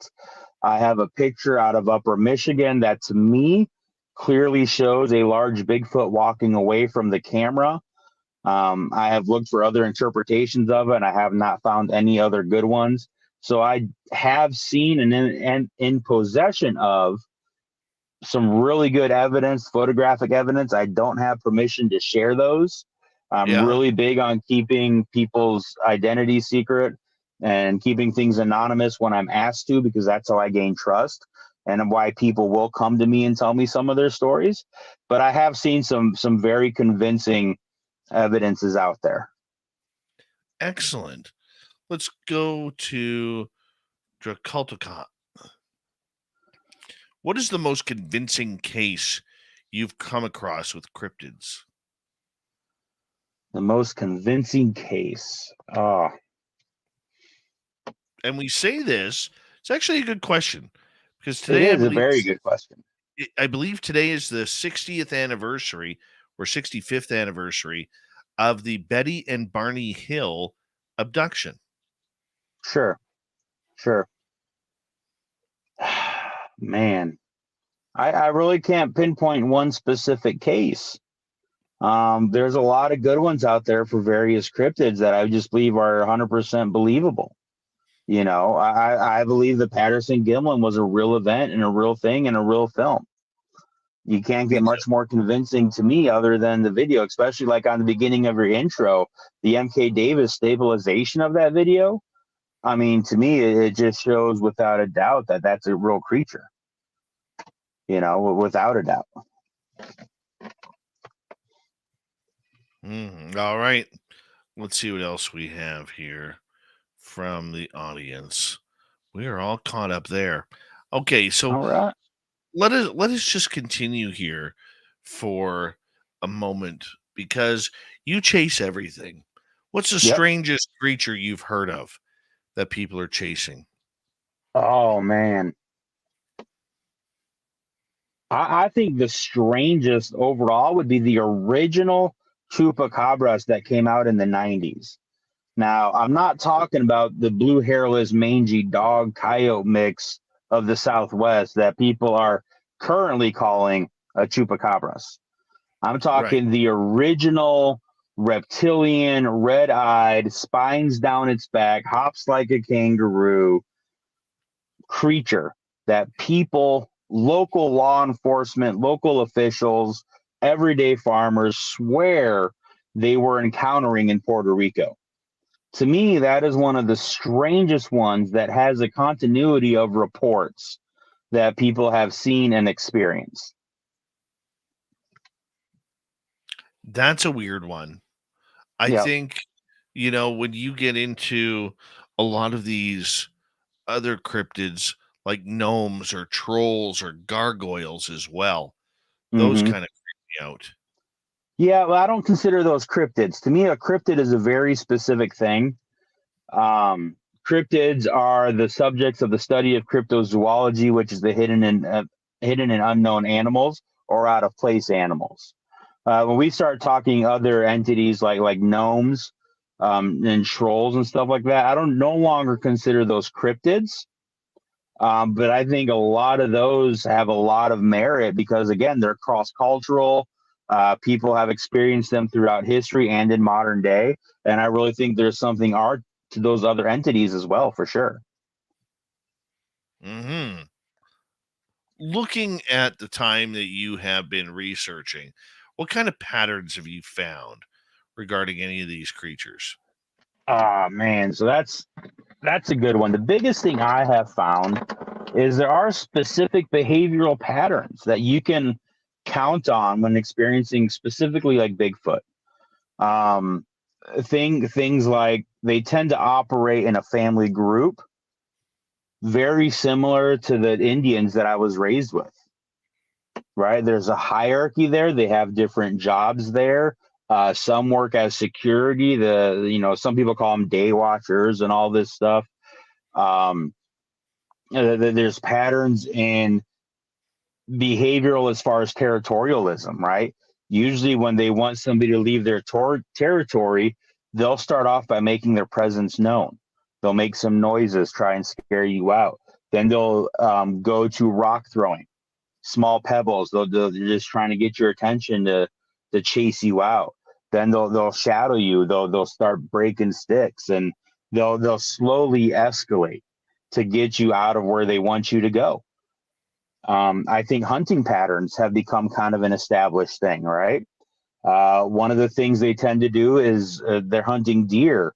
They'll set up ambush blinds, and they'll reach out and grab the deer's leg and twist it with a spiral fracture on the leg, and then they'll go through and snap the neck. They tend to harvest specific organs for the higher vitamin content. This is all things that you would find and expect from a natural predator. This happens in the wild. Certain animals will target certain parts of a carcass because that's what they need for their vitamins or their mineral intake. These are all things that, as the reports come, are established patterns that people see over and over and over again. A lot of people have come up with their research showing that they travel in a specific area, like a territory, but they travel within that territory, very nomadic in cycles, and they won't necessarily repeat the same exact pattern all the time. They might come to one area every 3 years, even though they're visiting that general area of their territory every year. It might be 5 miles difference in each spot. And that seems to be an established pattern of how they migrate. They follow the food sources. Some people think they follow weather patterns. I think it more has to do with food source than anything else. There's a lot of established behaviors for different areas, right? In some areas where there's a lot of woods butting up to different cities, they tend to be garbage rovers. They visit garbage dumps. They visit dumpsters on the outskirts of town. I've gotten reports of them visiting dumpsters by casinos, right? And then that's where they're opportunistic omnivores. And so studying these patterns over time, you can start seeing, and it's what you would expect to see from a real biological creature. And the patterns are there. You just have to be able to connect the dots.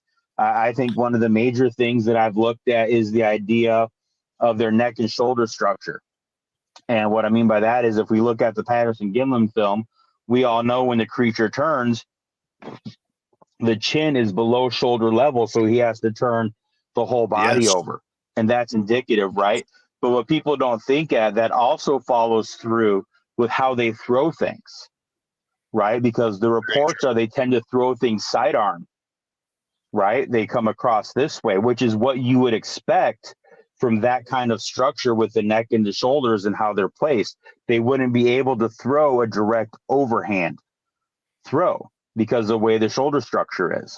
And that's what we see in a lot of the reports. And a few of the videos that show a reported Bigfoot throwing something, it's a sidearm throw and different things like that. And yeah, it's just, then that's what I find fascinating is the details of things. When I take a report, I want to hear a detailed account of something. Don't just tell me you saw a Bigfoot cross the road. That tells me nothing. You know what I mean? I want to know details of stuff. And on that note, I got to cut the details because it's been a brilliantly fast 2 hours, Justin Decker. It has. It has. Fast, but thank you so much for coming on Spaced Out Radio tonight, my man. Very much pleasure. appreciate it. Coming up next, Steve Stockton is here with another creepy story Then right after that, Robin McCrae fills in for Super Duke at the Cryptid Report. We have more Spaced Out Radio coming up right after this.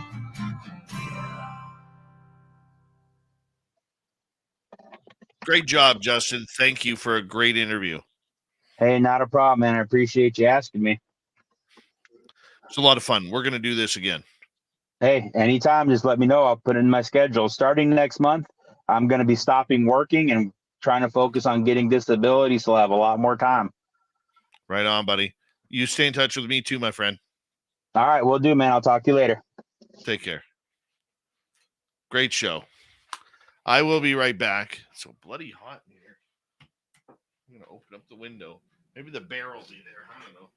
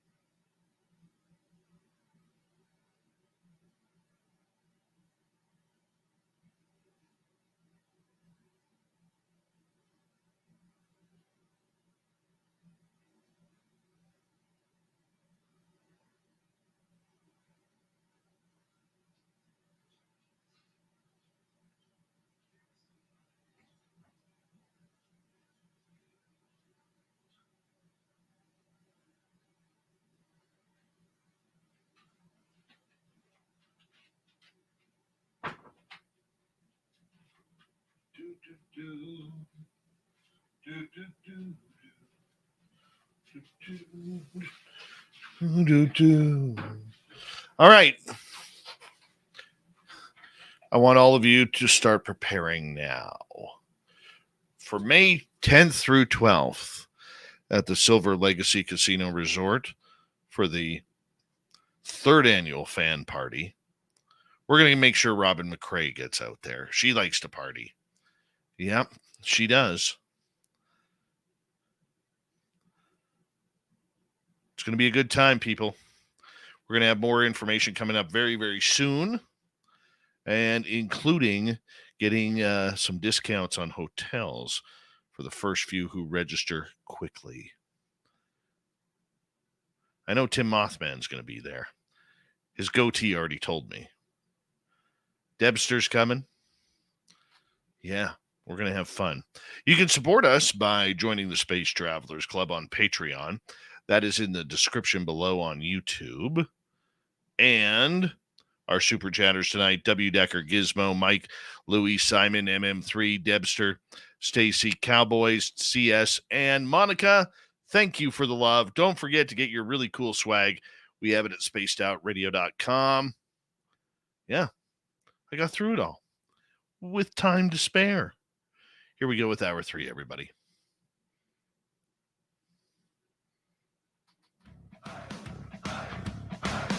Would you like to connect with us? Head to spacedoutradio.com for all your latest show info.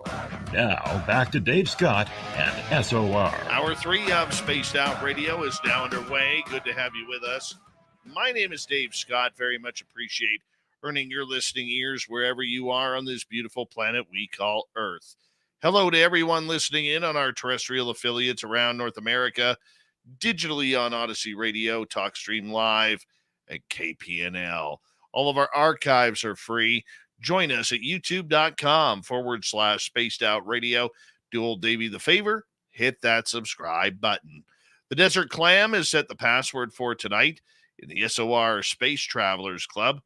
Lampiridine. Lampiridine is your password. Use it wisely, Space Travelers, as the Clam sets the password each and every night right here on Spaced Out Radio. Our website, spacedoutradio.com. We have a plethora of features for you. Rock out to Bumblefoot, read the news wire, check out our swag as well. Follow us on Twitter at Spaced Out Radio, Instagram at Spaced Out Radio Show, and join us in the Space Travelers Club on Patreon. It is that time of the night where we say hello to Steve Stockton for another great spooky story to kick off hour 3. Hello, friends. Welcome to Among the Missing YouTube channel on Spaced Out Radio. I'm Steve Stockton, and I'm about to take you on an unbelievable journey of people just like you. Their stories and encounters will haunt us on Among the Missing.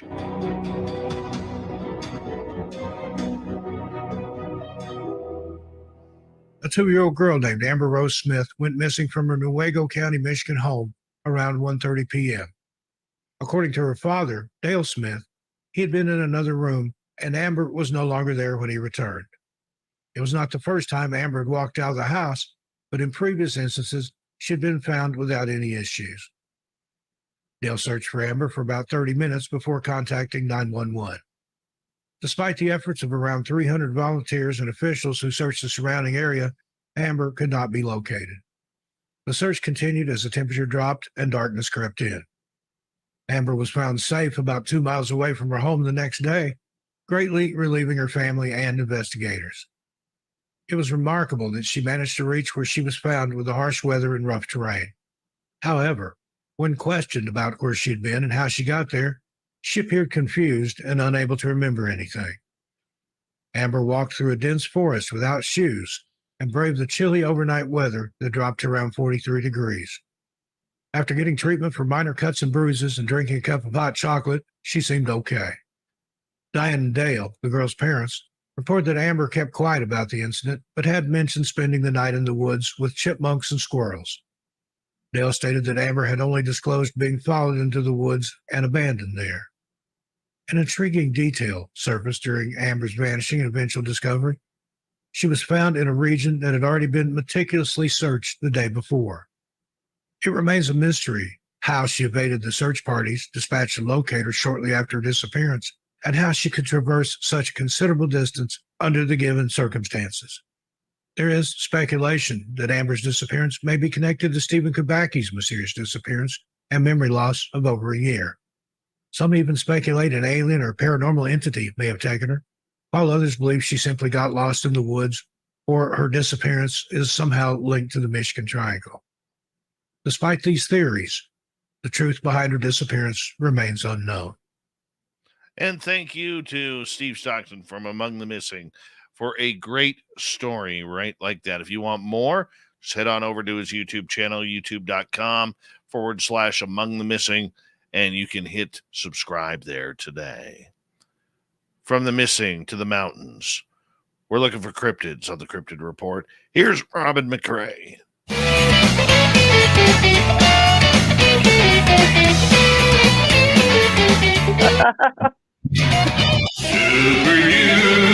Super Duke, the Cryptid Report with Super Duke. Yeah, we're filling in for Super Duke once again. Robin McRae, thank you so much for being here. Very much appreciated. Yeah, hey, sweetie. How you doing? I am fantastic. I had my buddy Mike on Saturday went out alone to our cryptid spot. Oh, okay. And I was going to go back with him. I met up with him at about 8 o'clock at night or 7 o'clock at night in the forest. He had already been there for a little bit. And I said, dude, I just got to go drop off my son and everything. I'll be coming back. And of course, my son wasn't feeling well, so I couldn't make it back out to the forest. So at our area, he said at around 9:45, 10 o'clock, all of a sudden, everything went quiet. So he stood up off of his seat and he started his camera rolling. And Mike's the type of guy who doesn't really get scared in the forest. Yeah. And he got the hell out.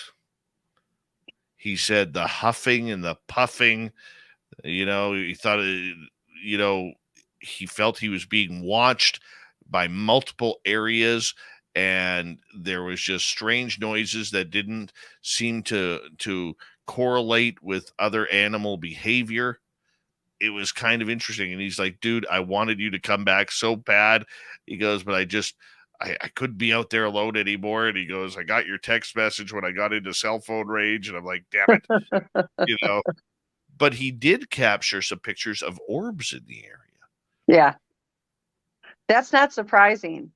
I mean, you're talking about, number one, they're not like any other animal in the forest because they're not an animal. They're a human hybrid. But that being said, they're high frequency, high energy. That's what they are. When you have those, it also brings in other cryptids that are also the same way. They have that high vibration, that high energy, and they all flock to the same thing. An orb is its own entity, but it's an energy base. It's made of pure energy. And there has been actual film footage. Hi, sweetheart. Where they got a large Sasquatch walking and trailing behind it up in the air like a little balloon and bouncing around was an orb. And there's one that I'm close with, and he does this weird, crazy thing with his hand. There's this little orb ball. He tosses it up and down in the air like it's a basketball or a baseball. So I'm not surprised. Where one is, you generally find everything else will flock there. Mm-hmm. I can definitely see that and feel that. And it's one of those things, Robin, where, I think the areas that a lot of people really try hard to find aren't as difficult to find if you just pay attention, because humanity states that we all want it to happen and now. You know what I'm saying? Yeah. Yeah, because we think that we ever had a choice, and we don't. Exactly. We're never. It's all in their hands. Whether we want to put it there or not, that's where it's going to go. And they're going to do what they want to do when they want to do it. So when we're out in the forest looking for this creature, you know, our guest Justin Decker was kind of alluding to this. Do we have to go deep into the forest? Do we have to follow those lonely, thin deer trails? Nope. Do we have to do that? So why is so much of the community based on that? Because our community seems to think that they're going to hunt them. Okay, like if you're going deer hunting, you're going to go all the way back in the woods if necessary to find where they're at. Again, not an animal. They're a human hybrid, which means they have the thought process of a human. If you want to get close to them, and I know this works because I know several people that I've talked to that have done it this way, and they all got results. It comes down to respect and not being overly pushy with them. You can't, these are not someone that you can push around. So if you're going to go out in the woods, walk out there, find a spot, and have them come to you, have a bonfire, cook some food, or if you're not where you can build a bonfire, laughter. Laughter is a vibration. It's also an energy. It raises your frequency. So if you're out there laughing, they're going to pick up on it like you wouldn't believe. Let them come to you. When you go back too far, you are now in their world, but you don't know how close you are to their family units or the children. And that's not a way to make them your friend. So it comes down to you have a choice when you do have encounters. Do you want that positive experience that you're going to end up having it repeated and consistent contact forever? Or do you want that negative one that you might have that thrill of seeing one for 30 seconds, but now you're marked and you're going to have problems with them wherever you go. So you have to, when you go into the woods, and I mean, there's other ways to do it. I don't know it all. I'm not an expert, but what has worked for myself and countless others is go back halfway and then let them come to you. Play music. They love music. If you go on your apps in the phone or on YouTube, and you can do it right off your phone, get the singing bowls. They love the Tibetan singing bowls. Dear Lord, every time I play those, they step out of the wood line. But do these things. The reason they like the Tibetan singing bowls is they are a high vibration and frequency, which is the same thing. So that's why they like it. And you can go on YouTube and get them. You want the one that actually you can hear the swirls, not just the where they bang them like a gong. You want the whole swirls. And Right. There's a vibration to it, and they love it.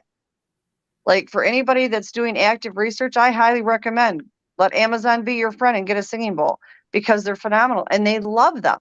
I've never found a group that didn't like them.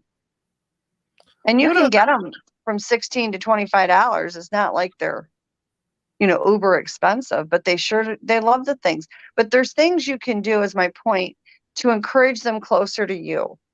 And you do that for a number of reasons. First of all, it makes them feel safer because they're the one moving towards you. You're not moving towards them. Second, it gives them their control back, which makes them feel safer. And What third, other? it's a sign of respect. I apologize for cutting you off there. Oh, you're no big deal. I do that too. What other quirky things does Sasquatch like? I think as hard as it is, like I think people, and this has happened to me as well, you go out in the woods and you're thinking like one of our people, and you just can't. You have to, know what you're going out there to interact with, know a little bit about their culture. Like the white rocks is a sign of friendship. It's always good to leave a white rock for them. Certain bird feathers are the same way. Little tiny things that they're going to understand. And just don't push it. You may not have the day you want that first time, but now you're building a relationship so that you can continue to do this and continue to interact. And, all good things take time. And unfortunately, the time is decided by them, not us, never by us. I mean, they told me years ago, you're going to have to do this, this, and this. And I'm like, okay, I'm ready. Just tell me what to do. And they're like, no, we'll let you know when you're ready. And I'm like, no, seriously, I can handle this. And they're like, no, we'll let you know. And that's the way they live their lives. I mean, they are taught from the time they're born that everything is out to get them. and they've watched us try to hurt everything that we don't understand.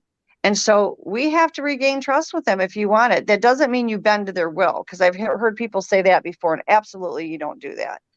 But it is a sign of respect. And if you want to get anywhere with them, that's the basis for any relationship with them, is respect. And that respect, okay, is it, let's say we stumble upon a hotspot, Mhm. and we decide, hey, we're going to set up our current and future areas here, much like I've done. Mhm. What's those simple signs of respect? Is it continuity?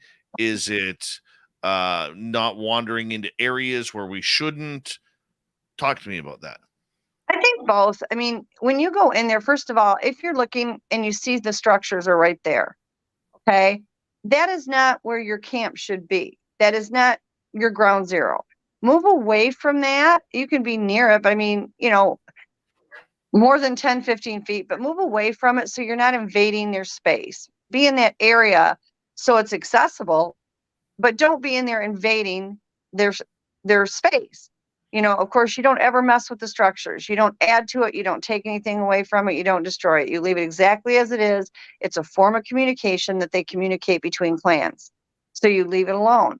So now you're in an area that you obviously are having signs, whether it's footprints or structures or what have you, pre-snaps, you're in an area very near them.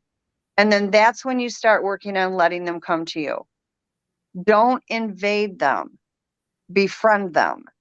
And because we are listed as the enemy, because we keep trying to kill them, we now have to prove to them that we're trustworthy enough to have those encounters. And again, I've heard other people say it, bend to their will. Don't ever bend to their will. You don't bend to anybody's will. So please, if you've heard that, just disregard it. But you do need to do the respect thing. And this is how I explain it to people. When you're sitting at home in your living room, do you want a stranger to come kick open your door and barge in and look at everybody? Absolutely not. There's nothing you're not going to do to protect your family. It's the same thing. As far as the structures, do you want somebody pulling in your driveway and kicking over all your lawn ornaments and tearing your yard apart? Of course not. So it's a respect thing. Just like when someone comes to our door, they knock before, you open the door. It's the same thing with them. And that pulls a lot of weight. Another thing is talk to them in your mind as you're going actively in the woods. Does not matter if you can get mind speak and receive it. It doesn't have to be a two-way street. They can pick it up anyway. And you go in there. I always tell them, I come in peace. I would like interaction if you can come in peace as well, because you want to be specific. If you don't spell it out, like you're talking to a toddler, things can go bad. So you go out there and you just let them know you're welcome to have interaction with me and visit me as long as you come with peace in your heart. So they know, because those are terms that they understand. That's why I would say to word it that way. And it's been proven time and time again. It works. If you have a weapon with you because it's for your own protection against some of the the creatures in the woods, I get that. But tell them, because they're going to know you have it anyway. So if you don't tell them and they find, and they do a scan on you, which they always do, and they find that you have a weapon on them, but yet you didn't disclose it to them, you just got put on the bottom of the list. So be upfront. Yes, I have a weapon. No, it's not for you. This is to protect me from cougars and bears or whatever. And then usually they don't have too much of a problem, because they're going to look at your intent and what you say. And as long as they match, you're good. They know your heart better than you do. Robin McRae is with us on the Cryptid Report. A couple questions coming in from our audience. Dogman UK man wants to know, why do they choose to show themselves to you, Robin? Do you know, that's the $1 million question. I'm not the only one that they do this to. There's lots of people. I just happen to be the one, that's talking about it at the moment. I think it has to do with my energy. I also have very high vibration and energy, and they're drawn to that. I do a lot of work for them, and they go by your heart and whether or not you have a lot of heart energy, which everything I do, it comes from my heart. Doesn't mean I get it right all the time, but that's where it comes from. Any of the abilities I use, it comes from energy that gets pulled from my heart. And I think that's it. That's all that they've ever told me.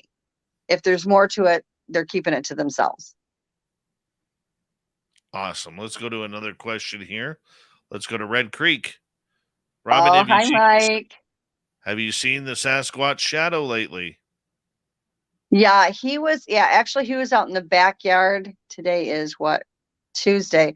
It would have been the end of last week. I saw him walking through there. Yeah. He's a love. He's my buddy. I've got 2 or 3 of them that I'm just excessively close with, and I've been close with them for years, and he's one of it. He was the one that walked up to me out in the middle in broad daylight in the side of my yard, out in the open, not in the woods. He walked out of the woods and walked up to me and stood like 10 feet from me and just stood there and stared at me while I was staring at him for like 10, 15 minutes. And then my son was coming and he heard my son and he just cloaked right in front of my eyes. I was like, oh my God. It was awesome. Really awesome. And it was weird because his hair, I don't know what he used on it, but it almost was like it was greasy and it was slicked back. He reminded me of somebody in the early 60s. But he was Caucasian skin tone, but the hair he had on his face was very, very short. And it covered everything. His eyelids, there was nowhere on his face that didn't have this little tiny short, very, very, very short white hair. And his face was shaped much more human looking as his ears were. Yeah, he was incredible. All right, let's go to one more question here from Pixie Lara. Hey, Lara. Did Sasquatch children like toys, and would something like a handmade corn husk doll be appropriate for leaving for them? Actually, that would be beautiful. And yes, they do like toys. As far as those corn husk dolls, I have a friend that does it with the grasses, and they love it. Absolutely love it. And when you look at these corn husk dolls, not only, I mean, you're talking about something that people made hundreds of years ago. And not only, the Native Americans did it, we did it, and they all exchanged with the Sasquatch. So this is something that would be familiar to them that they would like. And they make toys for their kids. Like they'll take, clay with feathers or whatever in it and make balls for them. And I would not be surprised if they did something, maybe not a doll, but something with the corn husk like that when they made toys for their kids. So I think that would be wonderful.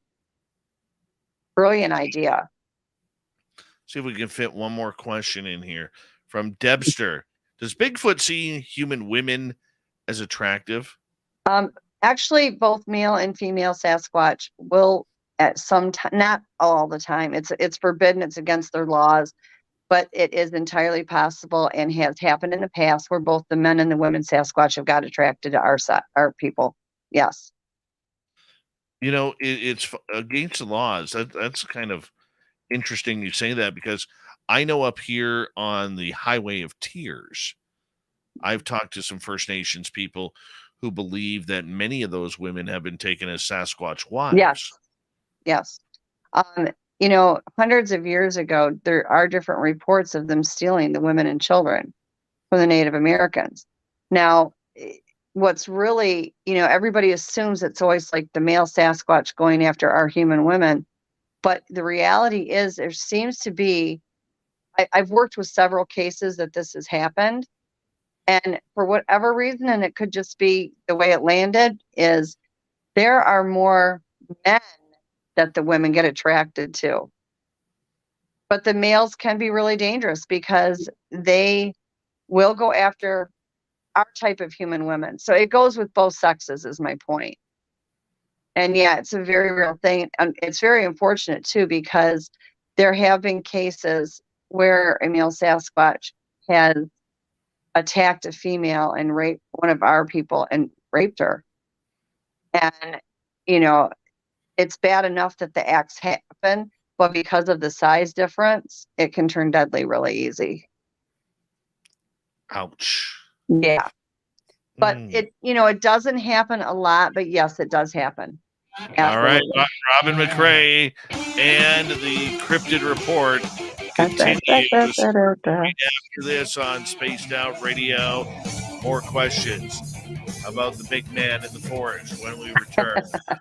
Mighty SOR. Stay tuned.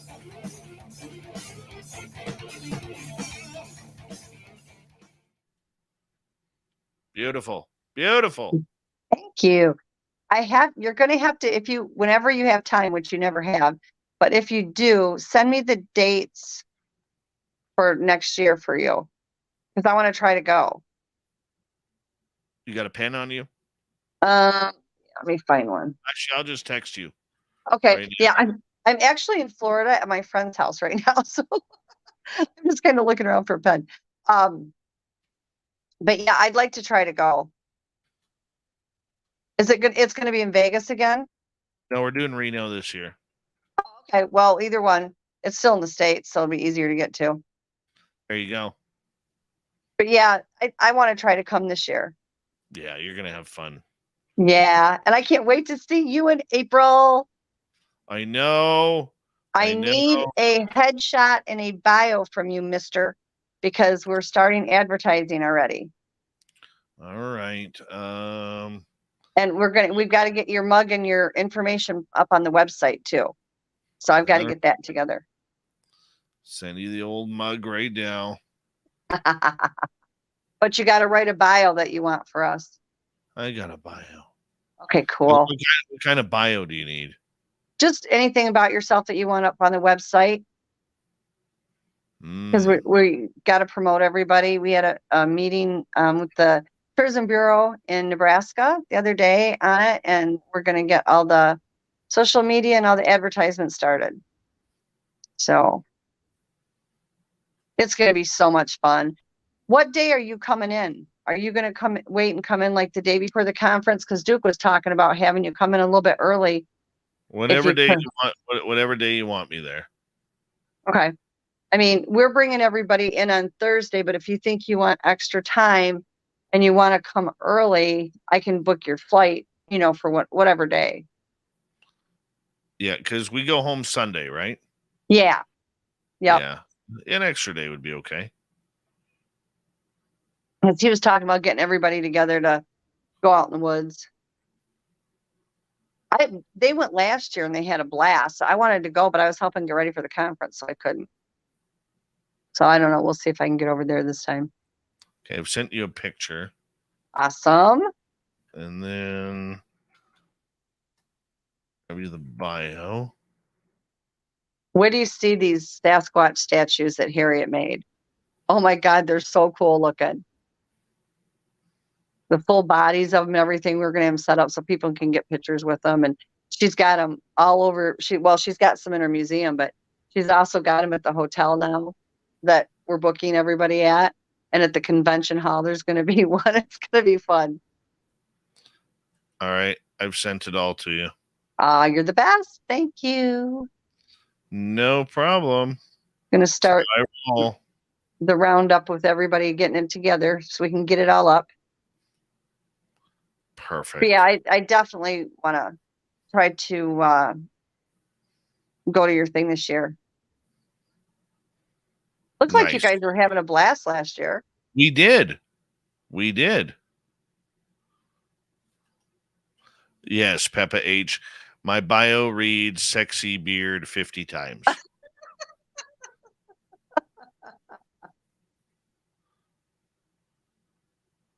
Dave needs to take a picture of a certain hat. Which one? I don't know. That one hat you've got is really cool. Is that it? Yeah, you kind of look good in that one. I gotta say. Yeah. Is that the hat he's talking about? Because that one looks good. I don't know. Is that the one, Pixie? Is that the one you're talking about? Witchy, how are you?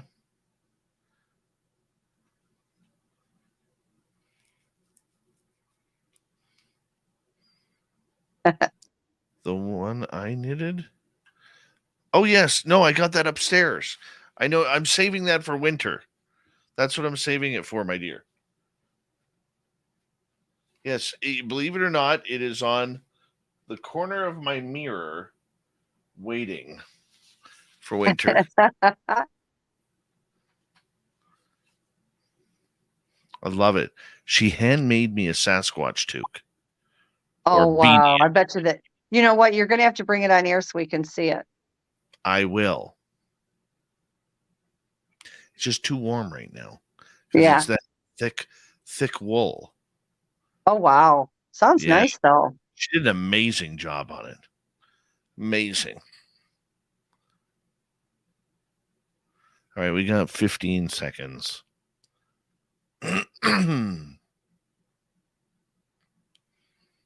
And 10 seconds.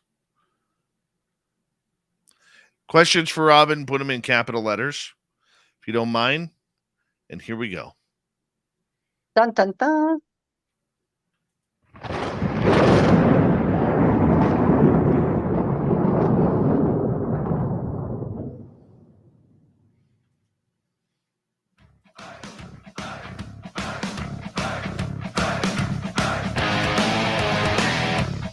Here we go with the final half hour of Spaced Out Radio tonight.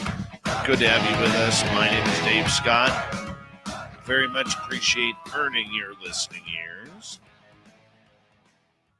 Reminder to all of you that if you missed portions of this show or others, you can check out our free archives by going to youtube.com/Spaced Out Radio. Do me the favor, hit that subscribe button. You can get us on any major podcast format: Spotify, iTunes, iHeartRadio, Google Play, and every major podcast network in between. Our website, spacedoutradio.com. We have a plethora of features for you.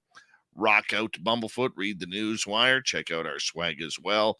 Follow us on Twitter at Spaced Out Radio, Instagram at Spaced Out Radio Show, and join the Space Travelers Club on Patreon. Here we go with Robin McRae as we continue on with the Cryptid Report happening now. And Robin, we're talking about the kind of the attitude of Sasquatch here a little bit. What fires them up? What makes them happy? What angers them? Thing you can do is get anywhere near one of the kids. I mean, that is just, that's not going to go well at all. The whole thing with them, it comes, and I sound like a broken record, it's the respect thing. Like, go into their areas respectfully. You're not going to be trashing their stuff. You're not going to be leaving trash all over in there. Try to, like I said, you don't have to be able to hear mind speak to give it to them. Talk to them. Let them know you're there in friendship. They really and truly, there are bad ones. I will never, ever tell anybody they're all good, because they aren't. We don't have all good people, and neither do they. But there's more good than bad. And the good ones are very receptive, but it's not that you have to bow down to them. It's a mutual respect. A mutual respect based on the fact that they're a type of a human, and they're trying to live their life with their own culture, just like we are. And when you meet them 50-50, because they do believe in that 50-50 relationship, then you have something that's workable. But there are things, there's triggers: breaking their things, invading their space, getting too close to them, whether it's accidentally or not. They don't want to feel caged in. That terrifies them. That's why it's always better to get them to come to you and interact with you, and let them feel like they have that choice, because it makes them feel more secure. And then that way they're going to respond better. Mm-hmm. I can see that. I can totally see that. Okay, let's get to some more audience questions. Witchy wants to know, Witchy's down in New Zealand. Have you heard any recent accounts of the Bodmin Moor beast? I haven't. There isn't a lot that comes out about that, surprisingly. I thought there would be more than what I've heard very little. And I haven't seen anything come up about that, and I can't tell you how long. She would probably get more information on her side than I would hear, but I haven't heard anything. Wow. Okay. I've never heard of this. What is this case?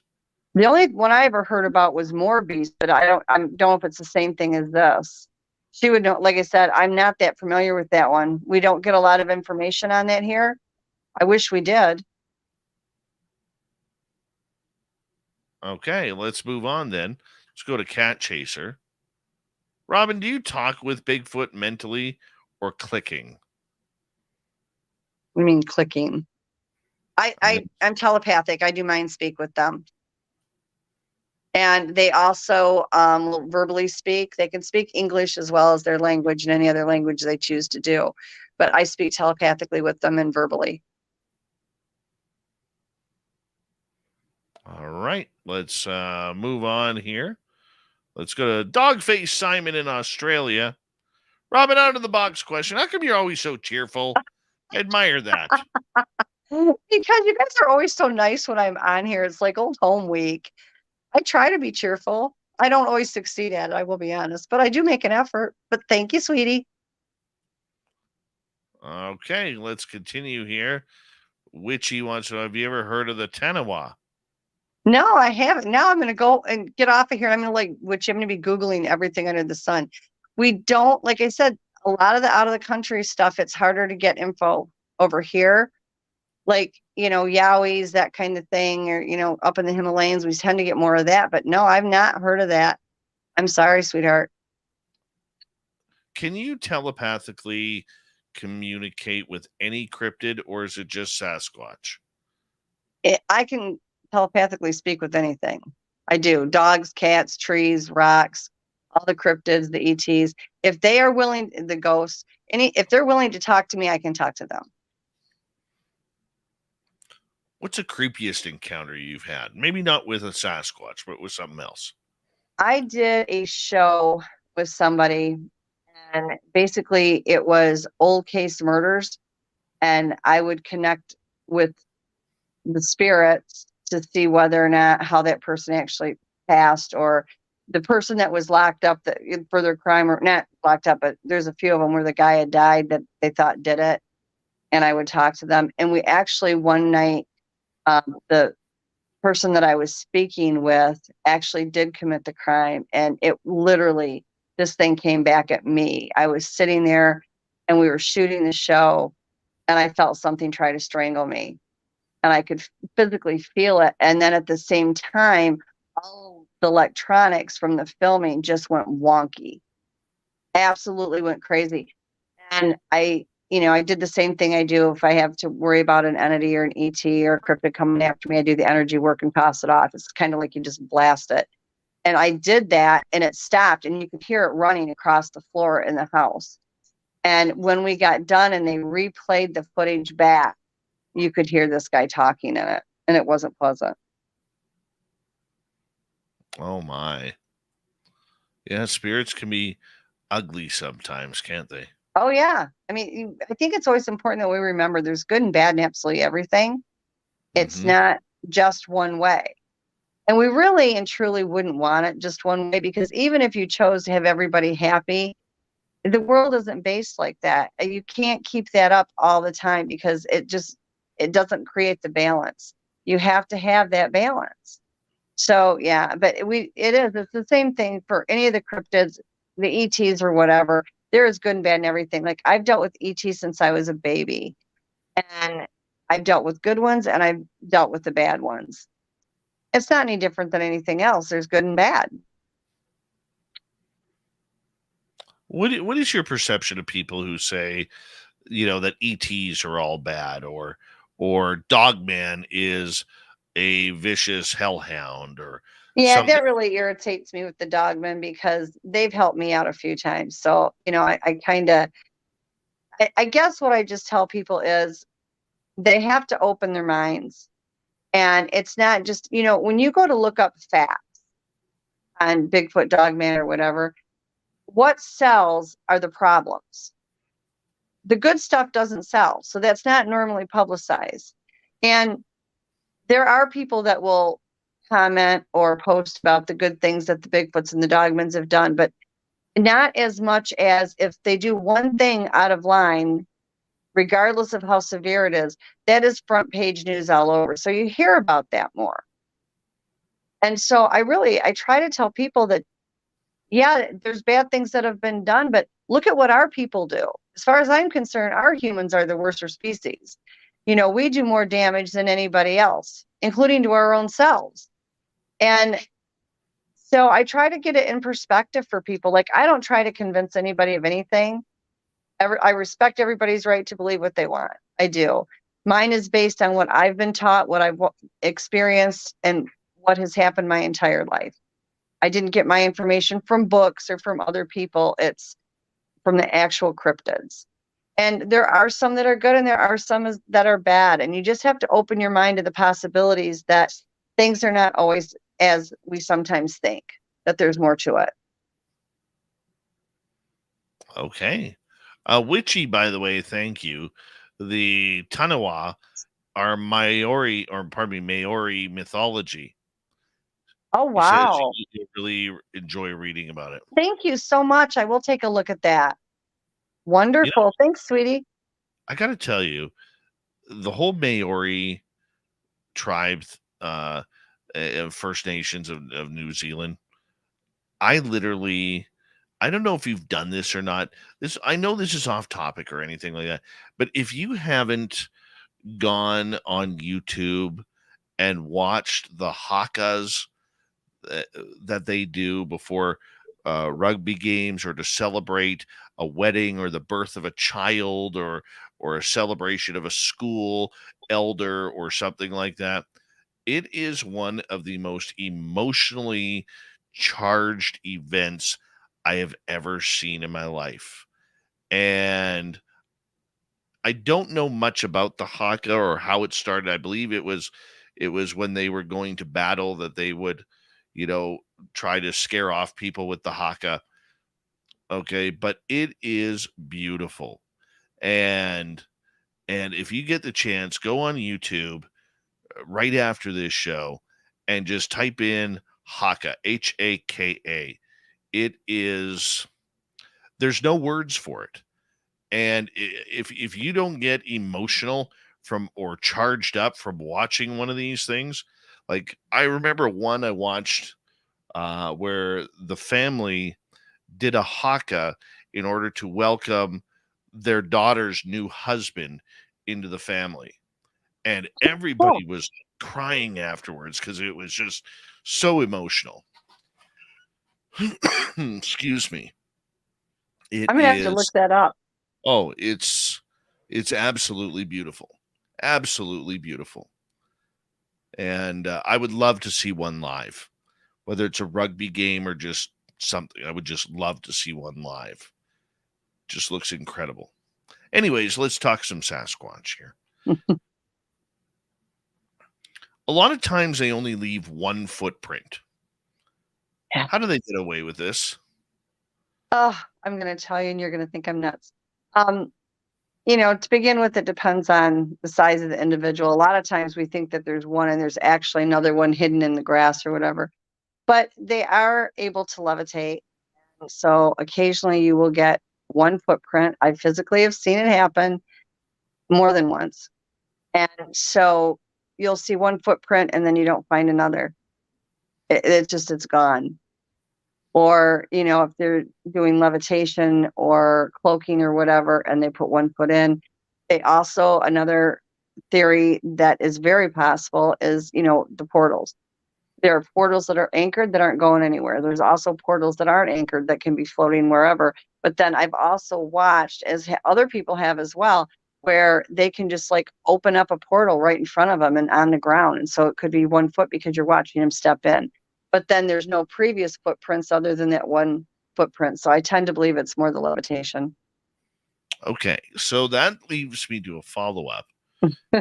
I've talked to a lot of researchers about this, and a lot of them believe, Robin, or cannot understand, I should say, why at least 90% of those one single prints you find are always the right foot. I noticed that, and I wish I knew, Dave. I wish I knew. I really don't know why it's always the right foot. I mean, you're right. There's a lot of them that's the foot, and I wish I knew. Even to guess at it, to me, other than the way they distribute their weight, maybe they're normally, where they push more down on the right, but I don't know. But you're right. A lot of them come out with that. Yeah. Doesn't make sense to me. No, it doesn't. But I tell you, nothing with them does. And every time you get an answer to a question, 10 more appear. And it's always like, if we try to guess the answers on our own, it's never correct. Dogman UK wants to know, if you had evidence Would you show it to all or protect them and their area, Robin? Number one, I would never, absolutely never give out an area. Never. When I take photographs, I make sure that the filter that shows location isn't even imprinted in the photo. So that would be first and foremost. I have protected these things since I was a small child. So as far as would I do anything that would endanger them? Not a chance in God's green acre, not for any amount of money. That being said, I come out with this information and I have had like evidence tested and stuff. Everybody is like, oh, you just want to be out on these shows. It has nothing to do with me. This has never had anything to do with me. It has to do with them. They were the ones that 5 years ago said, you need to go and teach people about us. And I've done that. I don't go on anybody's shows without clearing it with them because there's some places they don't want their information. But when they come to me and say, okay, you can stop teaching about us now, then I'm gone. I won't be on air anymore because it's their information. It's what they wanted me to do. So depending on the arena and the platform, which Dave, thank you, because you're always so great about letting me do this here. You're welcome. But that depends on what information comes out. I've gone to conferences and it's like I'll go to talk and they get in my head and they completely take over and I'm spewing out all this information. And I'm like, what are you guys doing? Nobody needs to know this. And they're like, yes, they do. And then I have other times where they let me teach what I'm supposed to teach. So yeah, it would depend on the evidence. Again, I will do anything I have to do to keep them safe. I put myself in harm's way to keep them safe my entire life. I've lost family. I've lost friends. I mean, I still have a lot of family, but the thing is there's a cost to having a deep-seated relationship with them. And I pay it on a regular basis. And so, what would I do to keep them safe? Anything. Robin, what is the message you most want people to know about these cryptids? Not just Sasquatch, but all of it. That I think we're going to find out that there's human lineage in all of them because of the way they're created. But I think rather than kill what we don't understand, we start a basis point of learning about them. I'm not the only one that knows about them. There's thousands of people that do. And I just think we need to listen more to the fact that maybe some of this stuff, yes, it sounds wild and it's way out of the box, but it doesn't matter how far out of the box it is if it's the truth. And, I would encourage everybody, learn about these things before you start going out there and intentionally trying to work with them and befriend them, because there's a right way to do it and a wrong way. A wrong way gets you nothing other than terrified and possibly hurt. But the right way, and you've got a lifetime relationship. I mean, there's, like I said, I'm a perfect example of that. And there are hundreds of thousands more. I'm not anything special. And they just came to me when I was a toddler. That's it. And, you can really, if you do it the right way, it can be the greatest ride of your life. You get to see a part of the world that very few people don't get to. It's like I look at all the craziness that goes on with me and the death threats and everything else and the misery that it has caused at times. I would never trade it. Never. I get to see a part of the world that most people wish they could and can't. And so if by me teaching people what I can, and again, I'm not an expert, but if I can teach people what I can so that they can experience the same thing, I will do it every single time. 2 minutes, 2.5 minutes to go, Robin. You have kind of a protection bond with these creatures, okay? Yep. How do they protect you?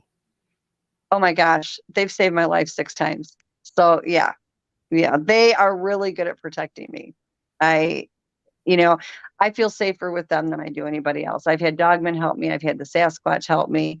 I have had different ETs that have helped, and I'm very blessed, very, very blessed. And I mean, anything from I was falling off a cliff when one got me up, and then another time I got attacked by bad ETs, ended up in intensive care. Bottom line, I wasn't supposed to live. 12 hours later, I was not only healed, but I was home in less than 24 hours. And so I've been very blessed. I fell off a drop off and they caught me. I could have really gotten seriously injured. So there's been a lot of times in a lot of ways. They've warned me before I have had visits from government. And I mean, I think it's pretty much an even keel. I protect them and they protect me. Have you ever been in a situation where another cryptid was about to harm you and they stepped in? Yes.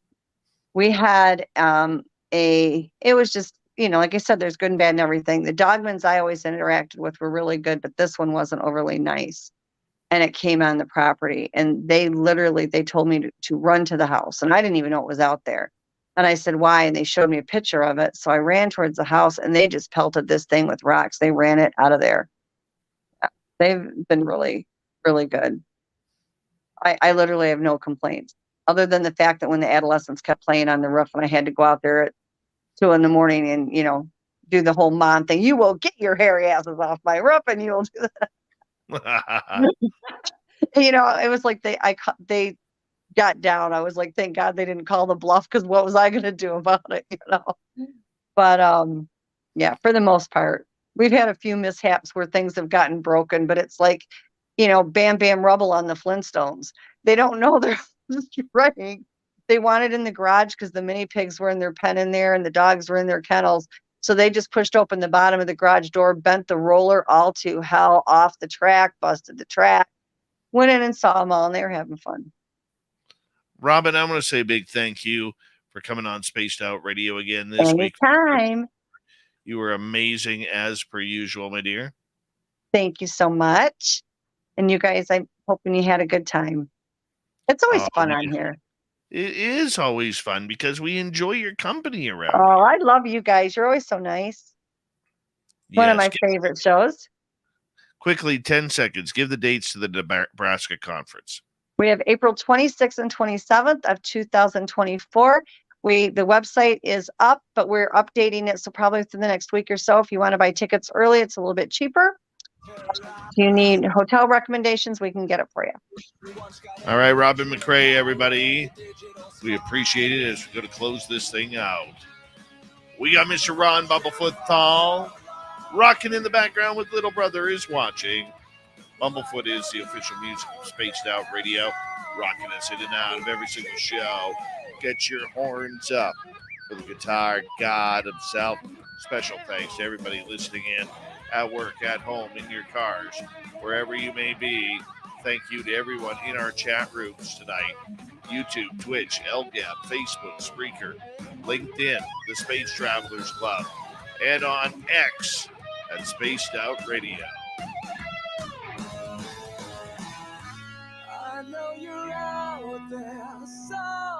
Remember, this show is copyright by Spaced Out Radio and SOR Media Ventures Limited. Thank you so much for choosing to share your evening with us, because together, my friends, we're watching. We own the night.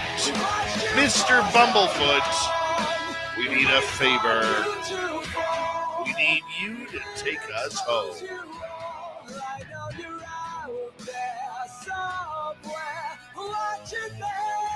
Yes, the Woo train has docked for the night. But soon, my friends, we shall ride again. Your seats are always available. Your tickets never expire. And if you want to bring a friend, we've got room for them too. Good night.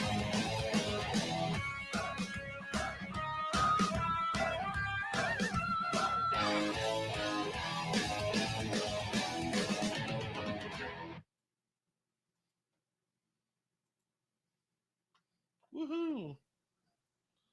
One sec, Robin.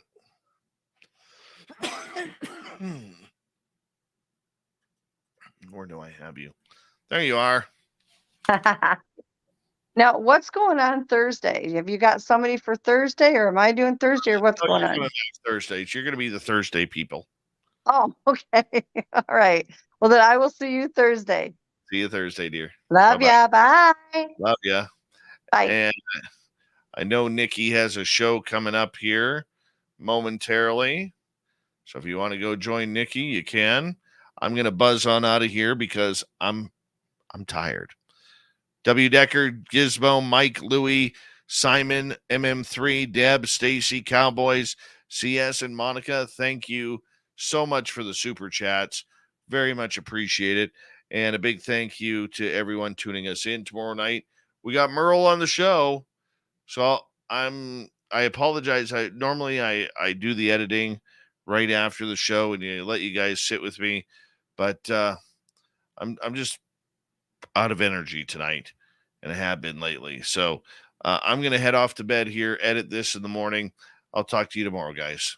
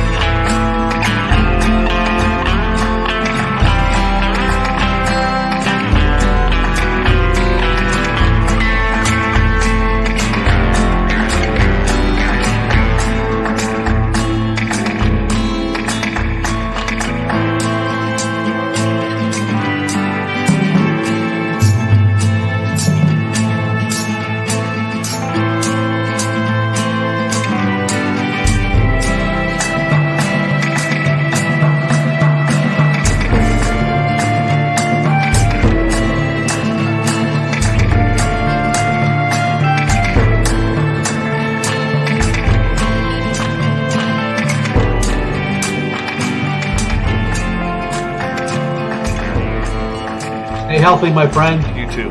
You need bail money, give me a call. Always, Dad. Take care. You too.